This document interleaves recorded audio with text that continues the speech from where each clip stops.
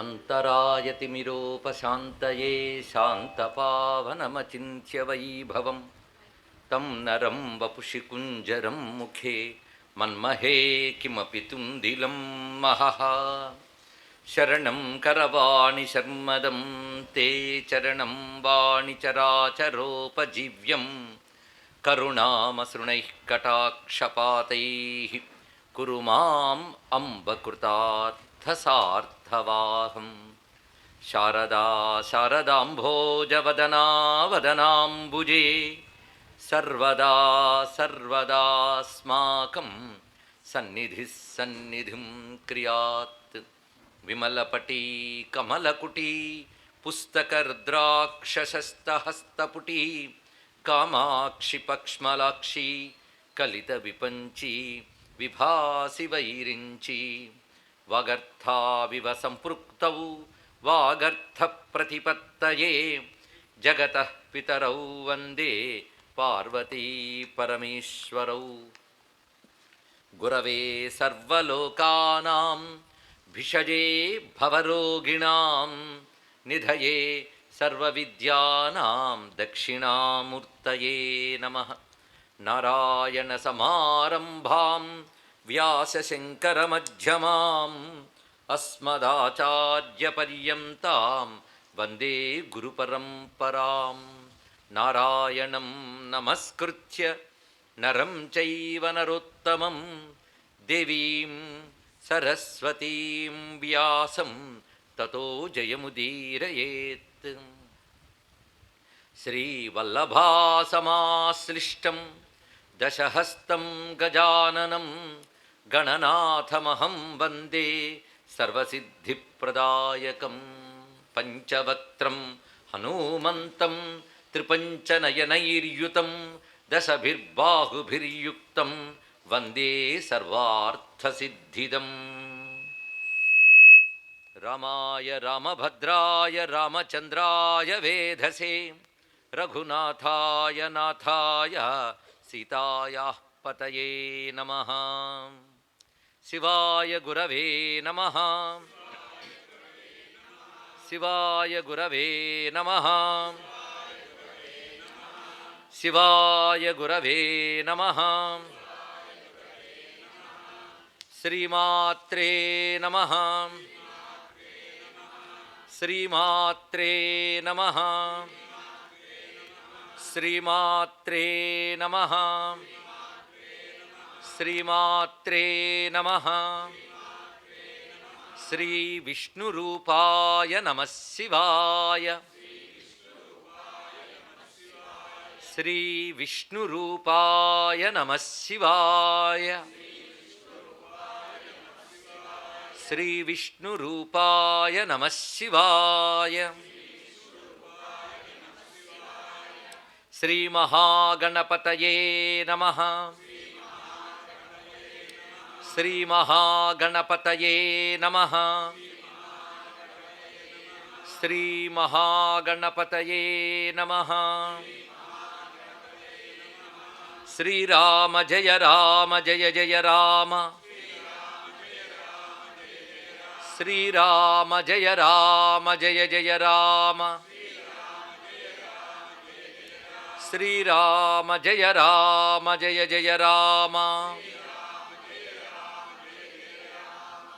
नमो महद्भ्यो ऋषिभ्यो गुरुभ्यो नमः सिद्धलक्ष्मी वल्लभा समेत श्री महागणपति स्वामिने नमो नमः श्री पंचमुखांजनेय स्वामिने नमो नमः గణపతి స్వరూపమైన సభా సదస్సుకి నమస్సులు సమర్పణ చేసుకుంటూ వ్యాసమహర్షి విరచితమైన గణేశ పురాణంలోని గణేశ గీత నిన్నటి రోజున గణపతి యజ్ఞతత్వాన్ని వివరించాడు. అదేవిధంగా అహం మమ ఈ రెండింటినీ విడిచిపెట్టి కర్మ చేయడం గొప్ప యోగమని తెలియజేస్తూ అది నీకు ఉచితముగా స్వీకరించని చెప్తూ భక్తిమంతుడు అదేవిధంగా ఇంద్రియజయం కలిగినవాడు తత్పరుడు అయినవాడు జ్ఞానాన్ని పొందగలడు అని నిన్న చెప్పినటువంటి విజ్ఞాన ప్రతిపాదన యోగములో చివరి శ్లోకములు భక్తిమాన్ ఇంద్రియజయి తత్పర జ్ఞానమాప్నుయా. ఈ మూడు మాటలైనా గుర్తుపెట్టుకుంటే చాలండి. ముందు భక్తి కలిగి ఉండుట, దాని గురించి స్పష్టంగా భాగవతాదులు మనం చెప్పుకున్నదే. భగవంతుని యందు అఖండమైన శ్రద్ధతో కూడిన ప్రీతిని భక్తి అంటారు.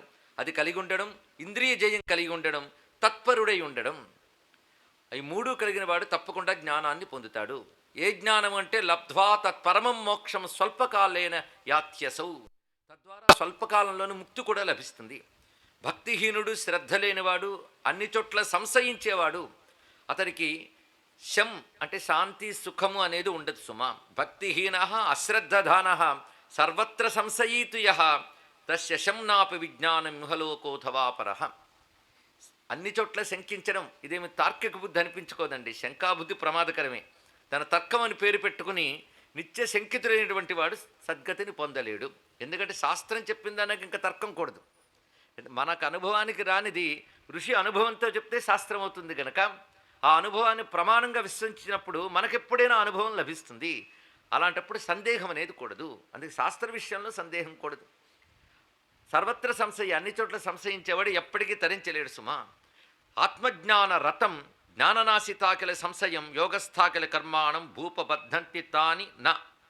ఆత్మజ్ఞాన రతుడైనటువంటి వాడు గురువు ద్వారా తెలిసినటువంటి బ్రహ్మతత్వాన్ని విచారణ చేయడం వల్ల ఆ జ్ఞానము చేత సర్వసంశయములు అతడు తొలగించుకుని యోగస్థుడి కర్మను ఆచరిస్తాడు. యోగస్థుడి కర్మను ఆచరించడం అంటే తను యోగములో ఉంటూ కర్మను ఆచరిస్తాడు కనుక కర్మ చేత బంధితుడు కాడు. అంటే కర్మ లంపటం అతనికి అంటదు, ఎందుకు తాను యోగములో ఉన్నాడు కనుక. జ్ఞానఖడ్గ ప్రహారేణ సంభూతామజ్ఞతాం బలాచ్చిత్వాంత సంశయం తస్మాత్ యోగయుక్తో భవేన్నరః. జ్ఞానరూపమనే ఖడ్గంతో ఆవరించిన అజ్ఞానాన్ని తొలగించుకుని సంశయ నివృత్తి పొందగలడు యోగనిష్ఠుడు అని ఈ విజ్ఞాన ప్రతిపాదన యోగాన్ని పూర్తి చేసి తర్వాత దానికి సారాంశంగా బోధిస్తూ ఉన్నాడు వరేణ్యునితో మహాగణపతి. క్రియాయోగో వియోగశ్చాప్యుభో మోక్షస్య సాధనే. నేను ఇప్పుడు చెప్పిన ప్రకారంగా క్రియాయోగము, వియోగము. వియోగం అంటే కర్మల్ని విడిచిపెట్టినటువంటి నివృత్తి మార్గమైన సన్యాసం. క్రియాయోగం అంటే ప్రవృత్తి రూపమైన కర్మయోగం. ఈ రెండూ కూడా మోక్షమునకు సాధనములే. అందుకే వేదం రెండు మార్గములు ఎందుకు చెప్పిందంటే రెండు మోక్షం కోసమే. వేదం వచ్చినదే మోక్షం మనకు ప్రసాదించడం కోసం. తయోర్మధ్యే రెండిటి మధ్యలో కూడా క్రియాయోగ త్యాగాత్ తస్య విశిష్యతే.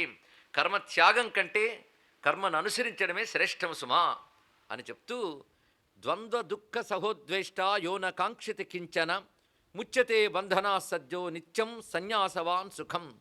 ఎవడు ద్వంద్వాలకు అతీతుడై దుఃఖాలను సహిస్తాడో, ఏ వస్తువును కోరడో అటువంటి వాడు ఏ శ్రమ లేకుండానే కర్మబంధాల నుంచి ముక్తి పొందగలడు.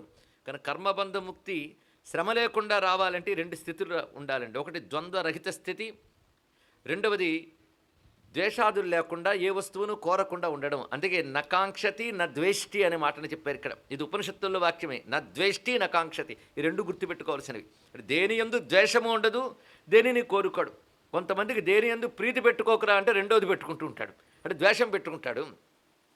ఆలుబిడ్డల మాయ, అన్నదమ్ముల మాయ అని ఇంటికి వెళ్ళగానే ఆలుబిడ్డలు కోపంగా కొరకడ చూడడం కాదండి. ప్రీతి కూడదు, ద్వేషం కూడదు, రెండు కూడనివే. అందుకే నకాంక్షతి నద్వేష్టి అయినటువంటి వాడెవడో వాడు సులభంగా సుఖాన్ని పొందగలడు అన్నారు. నిత్య సుఖాన్ని పొందగలడు. అయితే ఆ రెండు మాత్రం సులభం కాదు. ఇది ద్వంద్వరాహిత్య స్థితి ఒకటి, ద్వేషము రాగము లేకుండా ఉండే స్థితి అంత సులభం కాదు. సాధనతో ఆ స్థితిని పొందగలిగితే తర్వాత మోక్షం పొందడం సులభమే అని చెప్తూ కొంతమంది మూర్ఖులకు మాట ఉంటూ ఉంటారు, ఈ రెండు భిన్నములైనవి అని. ఇక్కడ స్పష్టంగా ఉంటుంది గణేశుని మాట. అది చెప్పాడే ఇది చెప్పాడని సందేహం మిగలదండి. తేటగా తేల్చి చెప్పేస్తున్నాడు గణపతి.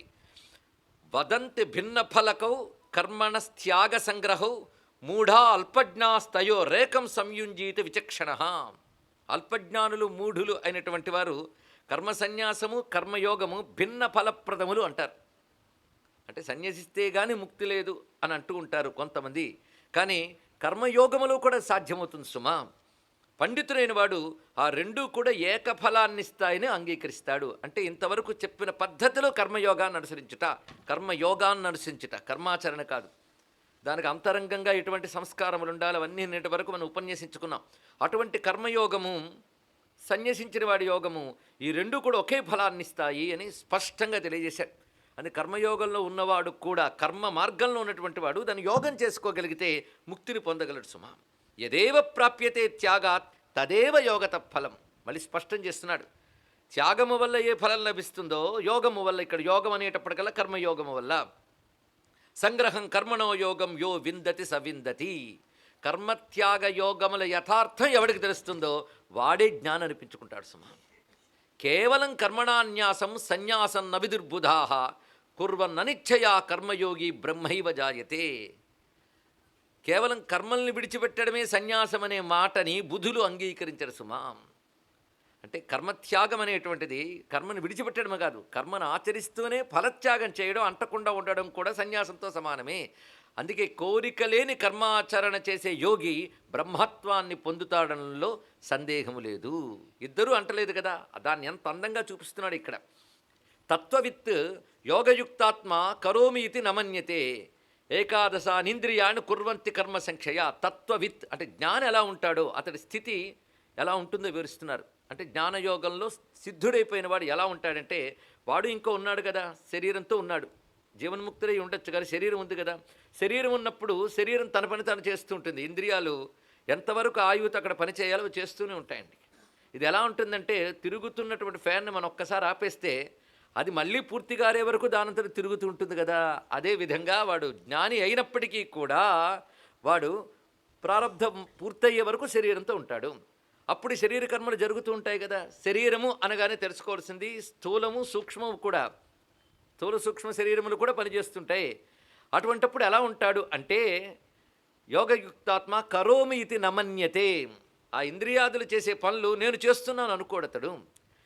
ఆ ఇంద్రియములకు ఆ సమయంలో ఏది పూర్వ ప్రారంధం బట్టి నియతమై ఉన్నదో జరిగిపోతూ ఉంటుంది, దాన్ని సాక్షిగా చూస్తుంటాట. ఇది ఎలా సాధ్యమంటే అతడికి సాధ్యమవుతుంది. ఇక్కడ ఆ స్థితిలో అతడు సాధ్యం చేసుకుంటాడు.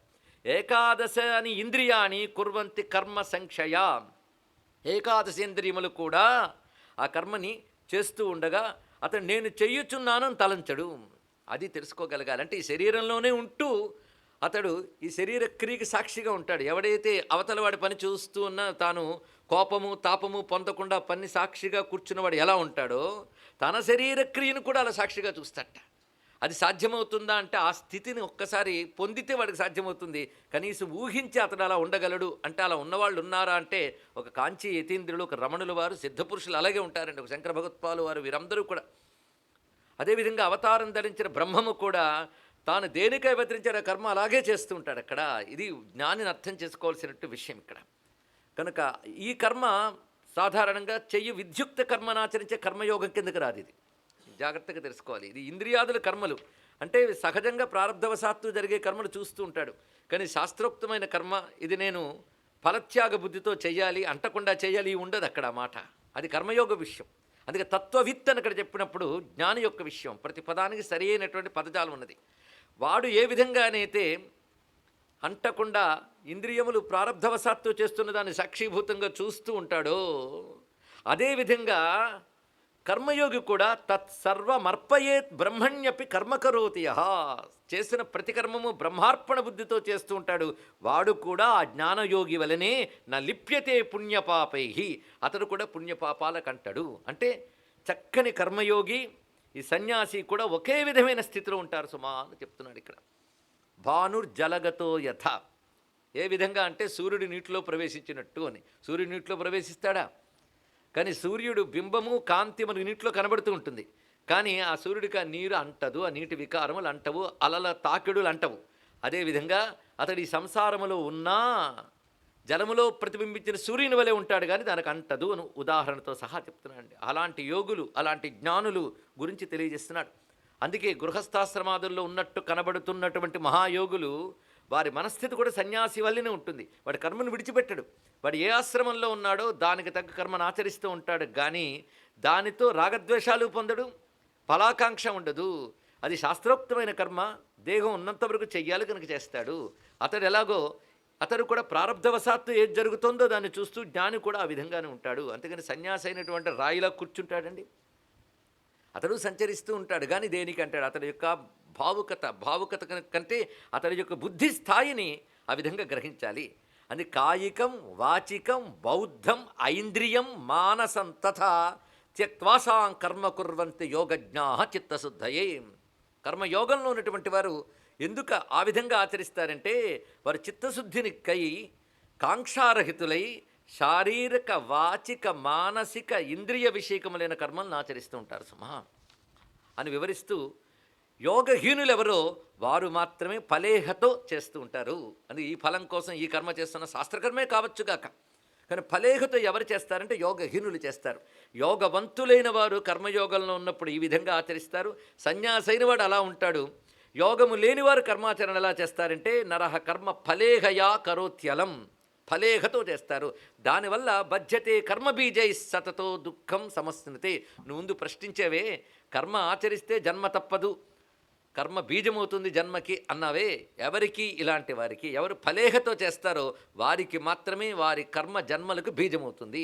ఫలేహ లేని వాళ్ళు, సన్యాసి యోగంలో ఉన్నటువంటి వాడు ఎటువంటి వాడో ఆ స్థితిలోనే ఉంటాడు సుమా అని వివరిస్తూ, మనసా సకలం కర్మ త్యక్వా యోగి సుఖం వసేత్. ఇది మనం గమనించగలిగితే మహర్షులైన అనేక మంది మహాత్ములు బ్రహ్మవేత్తలు ఉన్నారు. వారెవరు సన్యసించే మహాత్ములు అయ్యారని చెప్పడానికి లేదు. ఒక వశిష్ఠ మహర్షిని తీసుకోండి, అగస్త్యుల వారిని చేసుకోండి. అగస్త్యుల వారు అనగానే లోపాముద్రాదేవి సహితంగానే మనం భావన చేస్తాం. వశిష్ఠులంటే అరుంధతీదేవి సహితంగానే చూస్తాం. ఇలాంటి బ్రహ్మవేత్తలైన ఋషులు అందరూ లేరు. వాళ్ళందరూ యజ్ఞాలు చేస్తున్నారు, యాగాలు చేస్తారు, వాళ్ళు జపతపాలు శాస్త్రాలు ఏర్పరిచారు. మరి అవన్నీ శాస్త్రోక్తమైన కర్మలేగా, కానీ వాళ్ళు సన్యసించలేదా అంటే వారు మనసా సన్యసించినట్లే, కానీ కర్మయోగులుగా వాళ్ళకు కనబడుతున్నా వాళ్ళు బ్రహ్మనిష్ఠులు, బ్రహ్మవేత్తలు, అందులో సందేహం లేదు. అది గమనించుకోవాల్సింది.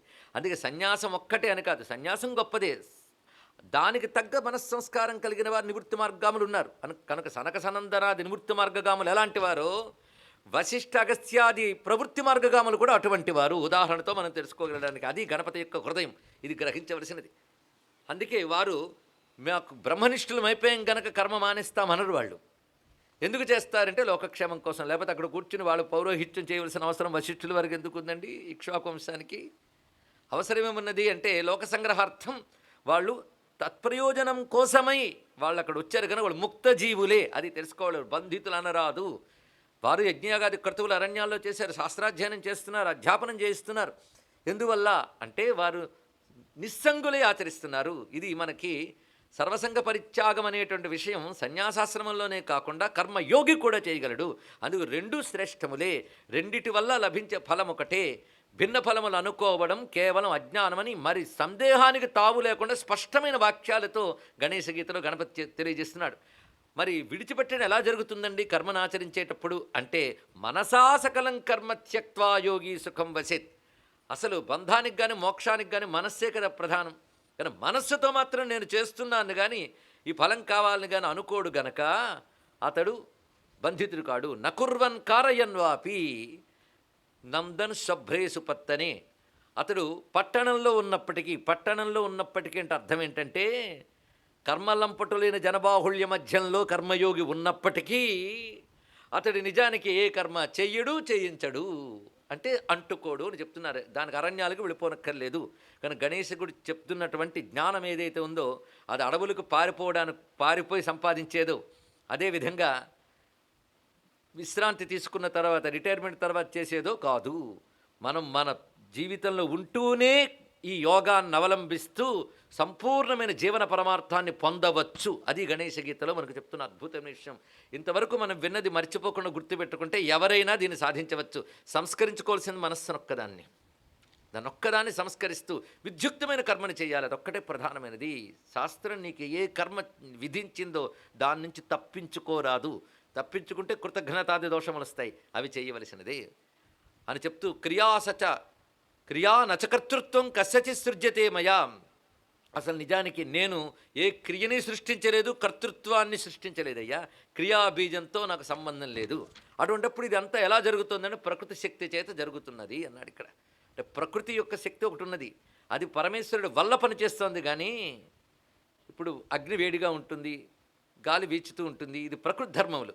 కానీ అవి పని చేయాలన్నా పరమేశ్వర చైతన్యం వల్లనే పనిచేస్తాయి. కానీ పరమేశ్వరుడికి వేడి, చలువ ఇత్యాదులు లేనటువంటి వాడే పరమాత్మ. అది ఆ పరమాత్మను అర్థం చేసుకున్నప్పుడు అదేవిధంగా క్రియలు జరుగుతున్నా ఆ విధంగా అంటకుండా ఉంటావు. నువ్వు ఉండడం వల్ల జరుగుతున్నాయి, కానీ అవి నీకు అంటకుండా ఉంటాయి. అది ఈశ్వరుడితో పోల్చి ఇక్కడ చెప్పడం జరుగుతుంది. పగ ఏ ఒక్కరి పుణ్యపాపాలు నాకు అంటవు సుమా అన్నాడు. నాకు అంటవని ఇక్కడ చెప్పేటప్పటికల్లా ఏమి ఉద్దేశంతో చెప్పాడు ఆయన? ఇంతవరకు ఆత్మజ్ఞానం అంటున్నవాడు ఇప్పుడేమన్నాడు? కస్యచిత్ పుణ్యపాపాని నస్పృశామి విభునృపా.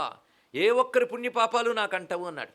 అంటే ఇక్కడ తెలుసుకోవాల్సింది మన అహం రూపమైన ప్రజ్ఞ దేహేంద్రియాల నుంచి మరల్చి పరమాత్మే చెప్పాం కనుక అందులో పరమాత్మగా ఎవడున్నాడో వాడికి పుణ్యపాపాలు అంటవు అనే మాటను చెప్తున్నాడు ఇక్కడ. అందుకే ఇక్కడికి వచ్చేటప్పటికల్లా అహం ఆ విషయంలో చెప్తున్నాడు. నస్పృశామి విభునృపా అని ప్రథమ పురుషులో చెప్పడంలో ఉన్నటువంటి ఉత్తమ పురుషులు చెప్పడంలో విశేషం. నస్పృశామి విభునృప జ్ఞానమూఢా విముహ్యంతే మోహే నావృత బుద్ధయ. అది జ్ఞానహీనులు మోహబుద్ధులు మూర్ఖత్వం చేత పరవశులైపోయి ఈ విషయాన్ని గ్రహించలేరు సుమా అని చెప్తూ, ఈ స్థితి పొందడానికై నాయందు నిష్ఠ కలిగి ఉండాలి అన్నాడు. నాయందు అంటే పరమాత్మయందు నిష్ఠ. దీనిని జ్ఞానం వైపు అన్వయించిన వాళ్ళు ఏమంటారంటే, ఉపనిషత్తు వర్ణించిన పరమాత్మ లక్షణము తెలుసుకుంటూ దాని యందే ఎప్పుడు బుద్ధి నిలుపు అంటారు. భక్తి యోగులు ఏమంటారంటే పరమాత్మ ఆ భగవంతుని యందు బుద్ధి నిలుపు అంటారు. ఏం పర్వాలేదు, రెండూ ఒకటే అని. మన్నిష్ఠాహ మధ్యయోత్యంతం మచ్చిత్తాహ మయి తత్పరాహ అపునర్భవమాయాంతి విజ్ఞానాత్ నాసితైన సహ నాసితయేన సహ అని చెప్పడం. మన్నిష్ఠాహ మధ్య నాయందు నిష్ఠులై నాయందు బుద్ధి పెట్టిన వాళ్ళై, అత్యంతము మచ్చిత్తులై అంటే సంపూర్ణముగా నాయందు చిత్తము సమర్పించిన వారై, మయి తత్పరాహ అన్నీ ఒకేలా కనబడుతున్నాయి చూడండి. నాయందు బుద్ధి పెట్టిన వారై, నా చింతన కలవారై, నా నిష్ఠులై, నాయందు తత్పరులై అని చెప్పడంలో మనస్సుకున్న అన్ని రకాల భూమికలు, చిత్తము మనస్సు బుద్ధి నిన్ను చెప్తున్నాము. ఇన్ని రకాల అంతఃకరణ వృత్తులు కూడా పరమాత్మ యందు పెట్టడం. అది భక్తుడు ఆ తచ్చింతనలోనే ఉంటాడు. వాడు భగవంతుడు తప్ప అన్యం పట్టదు. బ్రహ్మ విచారణ చేసేవాడు అదే పని చేస్తున్నాడు. అందుకే నువ్వు అదొక్కటి అలవాటు చేసుకో. నీకు నా యొక్క నిర్గుణతత్వం అవగతమైతే దాని యందు బుద్ధి నిలుపు, నా సగుణతత్వాన్ని ఉపాసిస్తే దాని యందు బుద్ధి నిలుపు. ఏ విధంగానైనా ఈ స్థితి పొందాలంటే మన్నిష్ఠ చాలా అవసరము. ఈ మన్నిష్ఠ అనే మాటకి అహం ప్రజ్ఞక రూపము మూలమైన బ్రహ్మమునందు నిష్ఠ జ్ఞానపరంగా చెప్తే, భక్తిపరంగా చెప్తే నీలో అహము శక్తి వీటన్నిటికీ ఆధారం ప్రకృతిని నడిపేవాడు ఆయన అని తెలిసినప్పుడు ఇంత నడుపుతున్న పరమాత్మ యందు నువ్వు బుద్ధిని నిలపాలి. కానీ ఇంత నడుపుతున్నాడు గనక ఇందులో ఉన్న సుఖదుఖాలకు కారణం ఆయన అనరాదు. అది చెప్పడానికే క్రియా నచ కర్తృత్వం కస్యచిత్ సృజ్యతే మయ కస్యచిత్ పుణ్యపాపాన్న స్పృశామి అని చెప్తున్నాడు. కానీ భగవంతుడు వీటంటికి కారణమే. ఏ విధంగా కారణము అంటే అందుకే చెప్తాడు, తస్య కర్తారమప్మాం విద్య అకర్తారం అన్నాడు. కర్తని అకర్తను కూడా నేనే అన్నాడు. అంతా నేనే చేశాను, నేనేమీ చేయలేదన్నాడు. ఏమీ చేయలేదంటే అర్థం ఏంటంటే ఈ సుఖదుఖాలు ఆయన కల్పించాడు అనడానికి లేదు. కానీ ఆయన లేకపోతే సుఖదుఖాలు ఏవి కలిగట్లేదు. కానీ ఆయనకు సుఖదుఖాలు లేవు. కానీ ఎవడికి సుఖదుఖాలు లేవో వాడు నువ్వు పట్టుకోగలిగితే నువ్వు సుఖదుఖాలు లేని స్థితికి వెళతావు కదా. ఒకటే విషయం ఇక్కడ.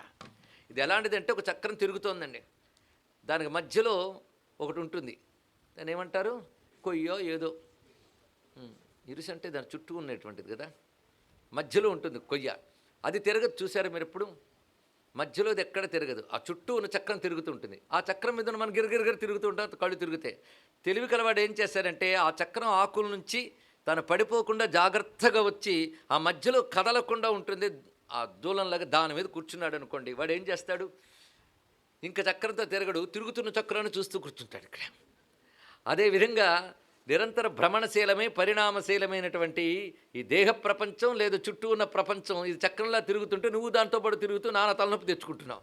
అప్పుడు ఇంత తిరగడానికి ఆధారమే తాను మాత్రం తిరగకుండా ఉండే దీన్ని కూటస్థ అంటారండి. కూటస్థుడు అంటే ఇది అర్థం ఇక్కడ. కూటస్థ శబ్దం అంత చక్కగా చెప్పారు. కూటస్థం అంటే సాధారణంగా మన బిందెలు మాటలు వేయడానికి ఒక కొయ్యి పాడతారు, కొడుతూ ఉంటారు. ఆ బిందె పెడతాడు, అక్కడ కొడుతూ ఉంటాడు. ఎన్నైనా అలాగే ఉంటుంది కూటస్థం, దానికి ఏమీ లేదు. అలాంటిది భగవాను కూటస్థం అచలం ధ్రువం అన్నారండి ఇక్కడ. మొత్తానికి ఆ చక్ర మధ్యంలో ఉన్నటువంటిది నిశ్చలంగా ఉంటుంది. ఇంత దాన్ని చలింపజేస్తుంది. అది చలిస్తే చక్రం కింద పడుతుంది, కానీ అది చలించకుండా చలింపజేస్తుంది. అందుకే పరిణామం లేని పరమాత్మ ప్రపంచానికి పరిణామం కలిగిస్తాడు. నువ్వేం చేయాలంటే మన్నిష్ఠాహ అంటే ఆ మధ్యలో ఉన్న కొయ్యి మీదుగలు కూర్చున్నావనుకో నీ శరీరంతో సహా తిరుగుతున్న ప్రపంచాన్నంతటి సాక్షిగా చూస్తూ కూర్చోగలవు. అది తిరగని నువ్వు తిరగట్లేదుగా. ఇంతవరకు ఏమనుకున్నావు? నువ్వు తిరుగుతున్నావు, దాంతోపాటు తిరుగు. ఇప్పుడు తిరగవు. ఇది తెలుసుకోవాల్సింది. మన్నిష్ఠాహ అనే మాటకి ఇది అర్థం అండి. అలాగా బ్రహ్మమునందు నిష్ఠుడైనవాడు ఎంత ఆనందంగా ఉంటాడో దీనికే భాగవతంలో అద్భుతంగా చెప్పాడు. వినుంటారు చాలామంది. ఏమని? అరణ్యం దగ్ధం అయిపోతుందట. దావాగ్నితో అందరూ కుతకుతలాడిపోతున్నట్ట. అక్కడ పెద్ద సరస్సు ఉంది. ఆ సరస్సులో ఏనుగు కూర్చుని సాక్షిగా చూస్తుంది. దానికి ఏ బాధ లేదు. ఎందుకు సరస్సులో కూర్చుంది? అందుకే ఆ భగవంతుని యందు ఎవడి నిష్ఠుడై ఉన్నాడో వాడి తాపత్రయాగ్ని దగ్ధమైన ప్రపంచాన్ని లీలగా చూస్తూ కూర్చుంటాడండి ఇక్కడ. అదే ఆ నిష్ఠత గురించి చెప్పడం. అది మన్నిష్ఠాహ అనే మాటకి 2 రకాల ఉదాహరణలు చెప్పుకున్నాం. బ్రహ్మతత్వం తెలుసుకుని జ్ఞాన మార్గంలో నిష్ఠుడైన, భక్తి మార్గంలో నిష్ఠుడైన, బ్రహ్మమునందు నిష్ఠుడైన వాడు ఆ విధంగా చూస్తాడు. అటువంటి వాడు అపునర్భవమాయాంతి, మరి జన్మించడు సుమా. ఎందుకంటే వాడికి దానివల్ల సంపూర్ణమైన విజ్ఞానం లభిస్తుంది. విజ్ఞానం అంటే బ్రహ్మానుభవం. అది లభించడం వల్ల నాసితైన సహ, మరి వాడి యొక్క పూర్వకర్మ పుణ్యాలు పాపాలు ఉంటాయి కదండి, వాడికి జ్ఞానం కలిగాక అవేమిటి అంటే ప్రారబ్ధవశాత్తు శరీరాదులకి అవి లభిస్తూ ఉన్నప్పటికీ కూడా దానికి వాడు అంటుకోడు. ఇది ఎలాంటిది అంటే, ఒక మహానుభావుని వద్దకు వెళ్ళి, రామభక్తుడు సిద్ధపురుషుడు, ఆయనకి సర్జరీ చేయాల్సి వచ్చింది. డాక్టర్లు సర్జరీ చేస్తే ఎనస్థిషియా అంటే ఇవ్వక్కర్లేదన్నట్ట. మీరు చేస్తుంటే నేను చూస్తూ ఉంటానన్నాడు. ఇక్కడ అది ఎలా సాధ్యము? అది మెడికల్ టర్మ్స్కి అందదు అది. ఇక్కడ అంటే అవతల వాడికి ఏదైనా జరుగుతూ ఉంటే మనం చూస్తూ కొంచెం ఓర్చుకో అంటూ ఉంటాం. మనకు జరిగితే మొత్తం ఓర్చుకోలేం. అవతల వాడి దేహంతో సహా తన దేహాన్ని కూడా సాక్షిగా చూడగలిగాడంటే, ఇదం ప్రత్యయంతో చెప్తున్న ప్రపంచం నీ శరీరంతో మొదలవుతుంది. నీ శరీరం నుంచి చూస్తున్నది కాదు ప్రపంచం, నీ శరీరం కూడా ప్రపంచమే. ప్రపంచాన్నంతటి సాక్షిగా చూడంటే తన శరీరంతో సహా ప్రపంచాన్ని, ప్రపంచంతో సహా తన శరీరాన్ని సాక్షిగా చూడగలిగే స్థితి. అందుకే వాడికి ఏ రోగం వచ్చినప్పటికీ కూడా భరించుతాడా అంటే ఆ దేహం యొక్క పనిని చూస్తూ కూర్చోగలడుతను. ఇది మొదటి సాధనలో సహనం అనే రూపంలో ఉంటుంది, సిద్ధావస్థలో అంటనితనం అనే రూపంలో ఉంటుంది. ఇది తెలుసుకోవాల్సినది. అంటే జ్ఞాన విజ్ఞాన సంయుక్తే, ఇటువంటి జ్ఞాన విజ్ఞానము కలిగిన వాడు, అంటే శాస్త్ర విషయం పూర్ణంగా ఎరుక కలిగి ఉండడం జ్ఞానం, అది అనుభవానికి రావడం విజ్ఞానం, ఈ రెండూ కలిగిన వాడు ఏ స్థితికి వెళతాడు అంటే, చూస్తున్న సర్వ జగత్తులో తాను ఏ బ్రహ్మమునందు నిష్ఠుడయ్యాడో ఆ బ్రహ్మమే కనబడుతుంటుంది. ఉపాధి వికారమునికి గోచరించం. ఇది ఎక్కువ, అది తక్కువ, ఇది వేడి చలువ అని ఉపాధి లక్షణాలను తెలుసుకుంటాడు. దేనికది వేరు చేయగలిగే జ్ఞానం స్పష్టంగా అతడికి వచ్చింది, అనుభవం కూడా సిద్ధించింది కనుక అటువంటి వాడు జ్ఞాన విజ్ఞాన సంయుక్తుడై ద్విజే గవి గజాదిషు సమీక్షణా మహాత్మాన పండితా స్వపచే శుచి. అటువంటి వాడు పండితుడు అనిపించుకుంటాడు. వాడు జ్ఞాన విజ్ఞాన సంపన్నుడు. అతడు వేదవేత్త అయిన విప్రునియందు, గోవునందు, ఏనుగులందు, అదేవిధంగా అల్పుడైనటువంటి మాంసఖాదకుడైన వానియందు, కుక్కయందు కూడా సమదృష్టి కలిగి ఉంటాడు సుమా. అది సమదృష్టి అనే మాట అటువంటి వాడికి. ఎందుకంటే వాడు బ్రహ్మమును మాత్రమే చూస్తున్నాడు, మరొకటి కనిపించట్లేదు వాడికి. బ్రహ్మమనే చూస్తున్నప్పుడు బ్రహ్మం అన్నింటిలో సమముగా వ్యాపించింది కదా, కానీ సమమైన బ్రహ్మమును దృష్టి పెట్టిన వాడికి ఇంక ఉపాధులు కనబడవు. అటువంటి వాడు త్రిగుణాతీత స్థితికి వెళ్ళినటువంటి వాడు. వాణ్ణి జీవన్ముక్తుడు అని అంటారు. సిద్ధావస్థ గురించి చెప్తున్నారు. వస్య సర్గో జగత్తేషాం జీవన్ముక్తా సమీక్షణా యతో దోషం బ్రహ్మ సమం తస్మాత్ తైర్విషయీకృతం. అతడు యతః అదోషం బ్రహ్మ సమం, దోషరహితమైనటువంటి సమముగా వ్యాపించిన బ్రహ్మమునందే దృష్టి పెట్టి ఉంటాడు గనక అతడికి ద్వంద్వభావమే లేదు. ద్వంద్వభావం ఉంటే కదా ఇది ఎక్కువ ఇది తక్కువ ఉంటుంది. ఇది ఉపాధుల్లో సమత్వం ఎప్పుడూ ఉండదు, ఆత్మలోనే సమత్వం ఉంటుంది. ఇతడు ఆత్మజ్ఞానం కలిగి ఉన్నాడు గనక సమబుద్ధి కలిగి ఉంటాడు. ప్రియాప్రియే ప్రాప్య హర్షద్వేషో ఏ ప్రాప్నువంతి నా బ్రహ్మాశ్రిత అసమ్మూఢా బ్రహ్మజ్ఞా సమబుద్ధయ. సరిగ్గా సుందరకాండలో సీతామహాదేవి అంతవరకు రాక్షసులు కారు కూతలు కూసి నిద్రపోతున్న సమయంలో దుఃఖితురాలి ఈ మాట అనుకుంటుంది. ప్రియము కలిగితే సంతోషించడం, అప్రియం కలిగితే దుఃఖించడం అనేది లేని మహాత్ములు ఎవరున్నారో వారికి నమస్కారం ఉంటుందండి. ఆ మహాత్ముల గురించి ఇంకో మాట చెప్తాడు. వాళ్ళు ద్వంద్వాతీతులు, వాళ్ళు అలా ఉంటారు. మనం ప్రియమనుకునేవి, అసలు ఇది నాకు ప్రియం కలిగింది కనుక నేను సంతోషించను, నాకు అప్రియం కలిగింది కనుక నేను దుఃఖించను అని కూడా అనుకోరు వారి. నేను అంత గొప్పవాడిని అంటే ఆ మధ్య అప్రియం కలిగిందండి, ఆయన దుఃఖపడలేదంటే వాడు అప్రియం అనుకున్నాడు అనమాట. దుఃఖపడలేదండి, అక్కడ వాడు కంట్రోల్ చేసుకున్నాను అర్థమే తప్ప వాడు కలిగి ఉంటే రెండు కంట్రోల్ చేసుకున్నాడు. మొదటి సాధనలో మాత్రం కంట్రోల్ చేసుకోవాలి. సిద్ధావస్థలో అసలు అంటనే అంటూ ఇది ప్రియము అప్రియం అనేది ఉపాధిగతమైన బుద్ధి. ఆత్మజ్ఞుడిగా రెండూ లేవు. అని ప్రియాప్రియే ప్రాప్య హర్షద్వేషో ఏ ప్రాప్నువంతినా బ్రహ్మాశ్రిత అసమ్మూఢా. వాడికి అసలు సమ్మోహమే లేదు, వాడు బ్రహ్మాశ్రితుడు. బ్రహ్మజ్ఞా సమబుద్ధయ. బ్రహ్మాశ్రితుడు బ్రహ్మను ఆశ్రయించాడు అంటే ఇంకా భక్త దశలోనున్నాడు. ఆశ్రయించుట అంటే మళ్ళీ సందేహిస్తామేమో. బ్రహ్మజ్ఞా అన్నాడు కదా, బ్రహ్మజ్ఞుడు వాడు సమబుద్ధి కలిగిన వాడు అని చెప్తే చాలా సంతోషించి, అయితే సుఖం అనేది చాలా గొప్పది కదా నువ్వు చెప్పిన ప్రకారంగా, ఈ సుఖం ఏ ఉపాధిలో ఉంటే లభిస్తుందో చెప్పన్నాడు. నీకు ఎక్కడ ఉందన్నమాట. ఏది పూర్తిగా అవగాతం కాని లక్షణం ఏదో కనిపిస్తుంది. కిం సుఖం త్రిషు లోకేషు దేవ గంధర్వ యోనిషు. మనుష్య జన్మ పొందేం గనుక ఈ శరీరంతో మనం అంత సుఖపడలేకపోతున్నాం. దేవగంధర్వ జన్మలు కూడా ఉంటాయి కదా, కనుక ఏ ఉపాధుల్లో ఉంటే గొప్ప సుఖం లభిస్తుంది, అసలు గొప్ప సుఖం అంటే ఏమిటో నాకు చెప్పు అన్నాడు. ఇది ఎవరికి వాడు ప్రశ్నించుకోవాలండి. ప్రతివాడు సుఖపడాలి సుఖపడాలి సుఖపడాలి అంటారు. ఒక్కసారి ఆలోచించి సుఖం అంటే ఏంటో చెప్పుని అడగండి. అడిగితే వాడికే స్పష్టమైన సమాధానం లేదు. ఆనందమనే అనుభవం ఒకటి ఉన్నది, దానికి ఏమని చెప్పగలడు వాడు ఇక్కడ? చెప్పలేడు. ఈ ప్రశ్న కిం సుఖం త్రిశులోకేషు, ముల్లోకాల్లో ఏది సుఖమో నాకు చెప్పు. దేవ గంధర్వ యోనిషు అంటే దేవలోకాలు గంధర్వలోకాలు, దానికి తగ్గ ఉపాధులు. ఎందుకంటే దేవతా ఉపాధులు ఎలాంటివంటే భోగాలు అనుభవించడానికి సమర్థత కలిగిన ఉపాధులు. భోగం అనుభవించాలన్నా దానికి సమర్థత ఉండాలి కదండి. బాగా వేడి తట్టుకోలేకపోయాం, ఏసీ గదిలో ఉన్నాం, ఎన్ని పుణ్యాలు చేసుకున్నామో ఏసీ కొనుక్కుని పెట్టుకోగలిగినంత యోగం ఉంది. దానితో చల్లదనం అనుకో సుఖం వచ్చింది, అవునా లేదా? అది 2-3 గంటలు ఉంటే జలుబు వస్తుంది, ఏం చేస్తాం? కనుక అక్కడ ఒక సుఖాన్ని అనుభవించగలిగేటువంటి లక్షణం కూడా ఈ శరీరానికి లేదే. మరి సుఖం గురించి ఏం చెప్తావు? ఉపాధిబద్ధంగా లింక్ పెట్టి చెప్తున్నావు సుఖం. అలా మనస్సుతో ఫలానా వస్తువు ఇష్టం అనుకుంటావు, దానితో బంధం పెట్టుకుంటావు, అది లభిస్తే సుఖం అనుకుంటావు. అది లభించే కూడా సుఖంగా ఉంటున్నారా? ఆలోచించుకో. అలాగని సుఖం అనేది లేదా, ఉంది ఏదో ఒక ఆనందం అనేది. మనకంటే గొప్ప వాళ్ళు ఉంటారు కదా, వాళ్ళలో సుఖం ఉందేమో. దేవతలు ఉన్నారు, గంధర్వులు ఉన్నారు, వీటిలో సుఖం అనేది ఎక్కడుంటుంది, ఏ విషయంలో సుఖం ఉంటుంది అన్నాడు. గజానుడు చెప్తున్నాడు అప్పుడు ఏమనంటే, ఏ విషయంలోనూ సుఖం ఉండదు నాయన అని చెప్పాడు. అదే సమాధానం. విషయంలో సుఖం ఉండదు, విషయం చూసేవా సుఖం లేదు. విషయం అంటే ఆ విషయం అనే మాటకు అర్థం చెప్పుకోవాలండి. విషయం అంటే సబ్జెక్ట్ అంటూ ఉంటాం. విషయం అంటే ఇంద్రియాలు దేన్ని పట్టుకుంటాయి దాని పేరు విషయం.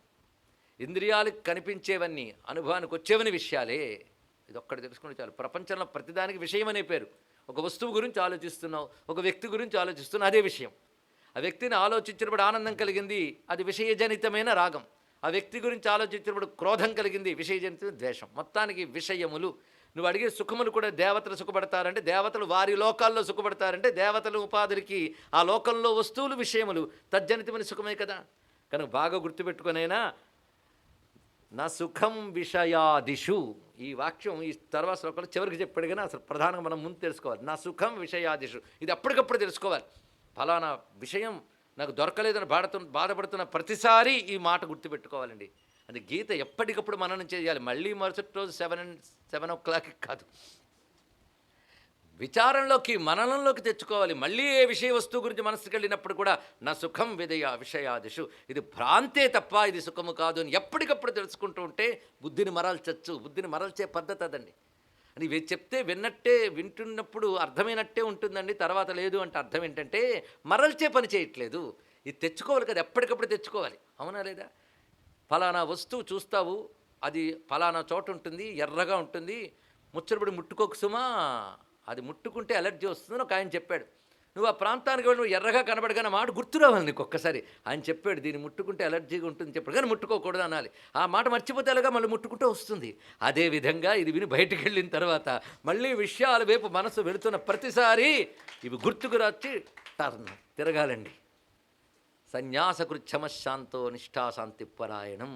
అలా తిరగలిగినటువంటి బుద్ధి నివృత్తాత్మ, అనివర్తి నివృత్తాత్మ, అలా అలా అది నివృత్తాత్మ అంటే అలా తిరగలగడం. అలాంటి స్థితే సన్యాసం అంటే ఇవన్నీ విడిచిపెట్టుట, సమ్యక్ సంపూర్ణముగా బ్రహ్మనందు నిలబడుట. అది ఆయన అనుగ్రహం వల్ల లభిస్తుంది. అంటే కాషాయ వస్త్రాలు ఆయన ఇస్తాడని అర్థం కాదు. ఆయనే సన్యాసిస్తాడంటే ఆయనే కాషాయ వస్త్రం దండం ఇచ్చి బయలుదేరంటాడా? ఇందాక చెప్పినట్టు కామ్యానాం కర్మణాన్యాసం సన్యాసం కవయో విదుహు తయోస్తు కర్మ సన్యాసాత్ కర్మయోగో విశిష్యతే. కృష్ణుడు కూడా అంత స్పష్టంగా చెప్పాడు ఇక్కడ. నీకు అలవాటు చేసుకోవాలి కామ్యానాం కర్మణాన్యాసం. ఇది నీకు శాస్త్రం నిత్యమని చెప్పిందా? చేసి తీరాలని చెప్పిందా? నైమిత్తికం చెప్పిందా? కాదు కదా. అటువంటిప్పుడు కామ్యకర్మలు విడిచిపెట్టు. కనుక కర్మయోగంలో ఉండేవాడికి సన్యాసం ఏదయ్యా అంటే కామ్యానాం కర్మణాన్యాసం సన్యాసం. ఇది కవయో విదుహు, తెలివైన వాళ్ళకి తెలుసు, అది తెలుసుకో. తయోస్తు కర్మ సన్యాసాత్ కర్మయోగో విశిష్యతి. అంటే కర్మయోగం విశేషము. అక్కడ కామ్యకర్మత్యాగమే ప్రధానంగా ఉంటుంది కనుక ఇది చక్కగా వివరించాడు. కనుక ఆనందం ఇప్పుడు ఎక్కడుంటుందండి? విషయాల్లో ఉండదని చెప్పాం, ఎక్కడుంటుందో ఇప్పుడు చెప్తున్నాడు. ఇది పట్టుకుని పరిచ్ఛేదం. ఫలా విషయాల్లో ఉండదు అంటే ఎక్కడా లేదు అని డిసప్పాయింట్ చేస్తాడు ఆయన. అంతే కదా, ఎక్కడ సుఖం అనేది లేదు పో అన్నాడు. ఇక్కడ ఏంటండి ఎప్పుడూ కష్టాలంటే ఇవి ఉంటాయి. కృష్ణపర్వత ఒక గొప్ప మాట అండి, అనిత్యం అసుఖం లోకం. మనం గీతలో ఆయన చెప్పిన మాట. ఆయన లోక లక్షణం అనిత్యం అసుఖం. 2 లక్షణాలు ఉన్నాయి ఈ లోకానికి. నిత్యం ఏది నిత్యం కాదు, గుర్తుపెట్టుకో. అయ్యో నిత్యం కాదే, దాని లక్షణం అది, ఎందుకు ఏడుస్తావయ్యా? బొగ్గు పట్టుకుని ఎర్రగా లేదే, ఎర్రగా లేదే అంటే అది ఉండదు, దాని పేరు బొగ్గు, అది నల్లగానే ఉంటుంది. ప్రపంచం అనిత్యంగానే ఉంటుంది. అది అసుఖం, దానికి సుఖం లేదు.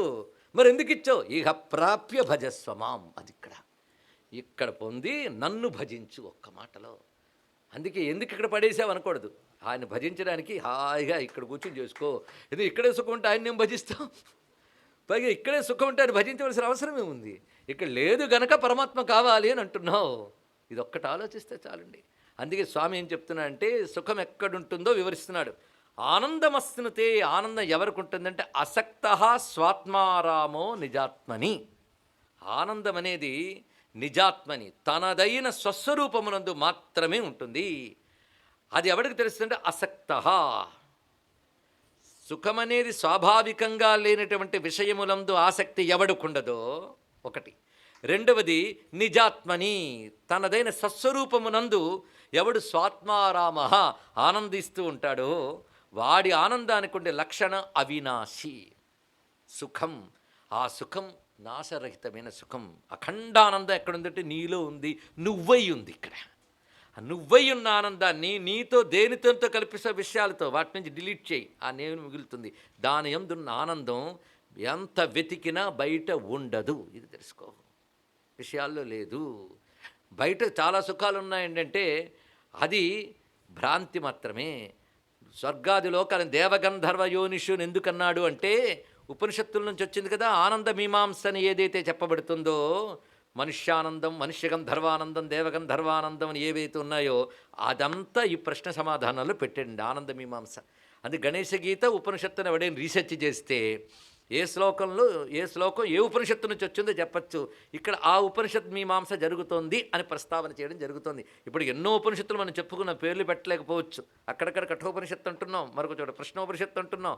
ఇక్కడికి వచ్చేటప్పటికల్లా తైత్తిరీయానికి సంబంధించినటువంటి ఆనంద మీమాంస అంతా చూపిస్తున్నాడు. అందుకే దేవగంధర్వ యోనుషు కిం సుఖం త్రిషు లోకేషణ ప్రశ్నలోనే కనబడుతోంది. దేవలోకానందం గొప్పదా, మనుష్యలోకానందం గొప్పదా, మనుష్య గంధర్వలోకానందం గొప్పదా, ఇంకా అజానజదేవానందం, పితృదేవానందం, అలా వెళుతూ వెళుతూ బృహస్పతి ఆనందం, బ్రహ్మానందం వరకు. బ్రహ్మానందం అంటే బ్రహ్మలోకానందం, అక్కడి వరకు వివరించారు. అయితే బ్రహ్మలోకం నుంచి పృథ్వీయందు మనుష్యలోకం వరకు ఆనందాలు ఉన్నాయి, లేకపోతే మాత్రం ఏముంటుంది, ఎక్కడ లేదా.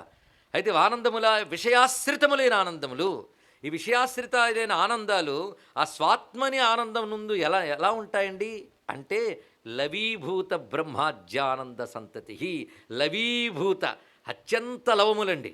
అంటే దాహం వేస్తుంది అంటే ఉండి చెప్తానని నదిలోంచి ఒక చెంచా నీళ్ళు తెచ్చి వేస్తే ఎలా ఉంటుంది?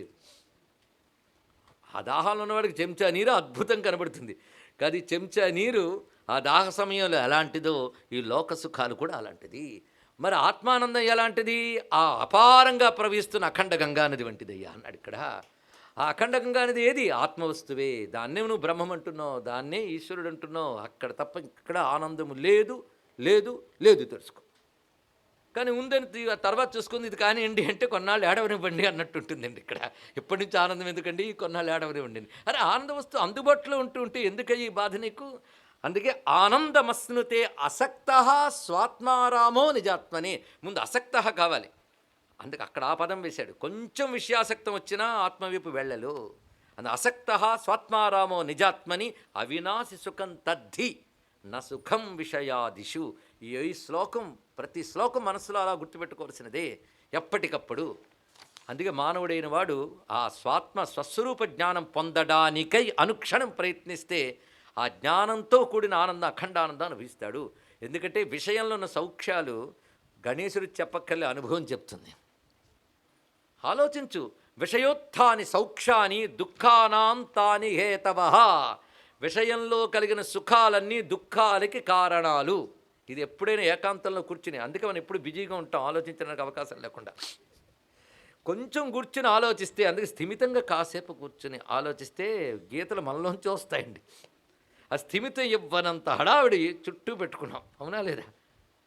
కాస్త ఆలోచిస్తే ఈ వాక్యానికి అర్థం మనకే తెలుసు. విషయోత్థాని సౌఖ్యాని దుఃఖానాంతాని హేతవః. విషయోత్తములైన సౌఖ్యములన్నీ, విషయముల వల్ల కలిగే సౌఖ్యములన్నీ కూడా దుఃఖములకు హేతువులు. ఎందుకంటే విషయానికి రెండు లక్షణాలు ఉన్నాయి. ఉత్పత్తి నాశయుక్తాన్ని. నువ్వు లోకంలో ఏ వ్యక్తిని ఏ వస్తువుని ఆశ్రయించి సుఖముంది అనుకుంటున్నావో ఆ వ్యక్తులకి విషయాలు కూడా రెండు ఉన్నాయి. ఉత్పత్తి నాశం అనే రెండు లక్షణాలు ఉన్నాయి. అటువంటప్పుడు అది దుఃఖహేతువు కాకేమవుతుంది? ఒకప్పుడు లేనిది ఇప్పుడు వచ్చిందంటే మరొకప్పుడు ఉండదు. అది సూత్రం, అది గుర్తుపెట్టుకో. కనుక ఎప్పుడూ ఉండే వస్తువు ఏదో అది నీ స్వస్వరూపమయ్యా అని గోల పెడుతూ ఉంటే మహర్షి, ఉండిపోయేటువంటి వస్తువులు పట్టుకుని ఎందుకయ్యా అలా ఊడిపోతావు నాయనా? అందుకే తత్ర ఆసక్తో తత్వవిత్ అయిన వాడు తత్ర ఆసక్తో నహ, వాడు ఎప్పుడు తత్ర ఆసక్తో నా, వాడు దాని యందు ఆసక్తి కలిగి ఉండడు. ఎందుకంటే వాడు పూర్తిగా విషయ దోషం తెలిస్తే వైరాగ్యం సహజంగా కలుగుతుందిట.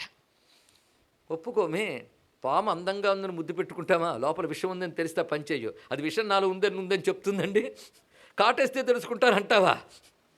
నీకు తెలిసిన జ్ఞానం బట్టి పామును చూడగానే ఎంత అందంగా కనబడ్డా ఎలా దూరం ఉంటావో, పెద్దలు చెప్పిన మాటలు బట్టి అనుభవాలు బట్టి విషయాలను చాలా ఉండాలి. దోషదర్శనం చేత వైరాగ్యం అంటే ఇది అర్థం అండి ఇక్కడ. అంటే దోషం అనుభవానికి వచ్చి చూసుకుంటాడు, పాము కాటేసి అప్పుడు చూద్దాం అంటే ఏం లాభం? ముందే జాగ్రత్త పడాలి. అలాగే విషయములన్నీ సర్పవత్. ఈ మాటనే విషయాన్ విషవత్యజా అని మరొక చోటు చెప్తూ ఉంటాడు.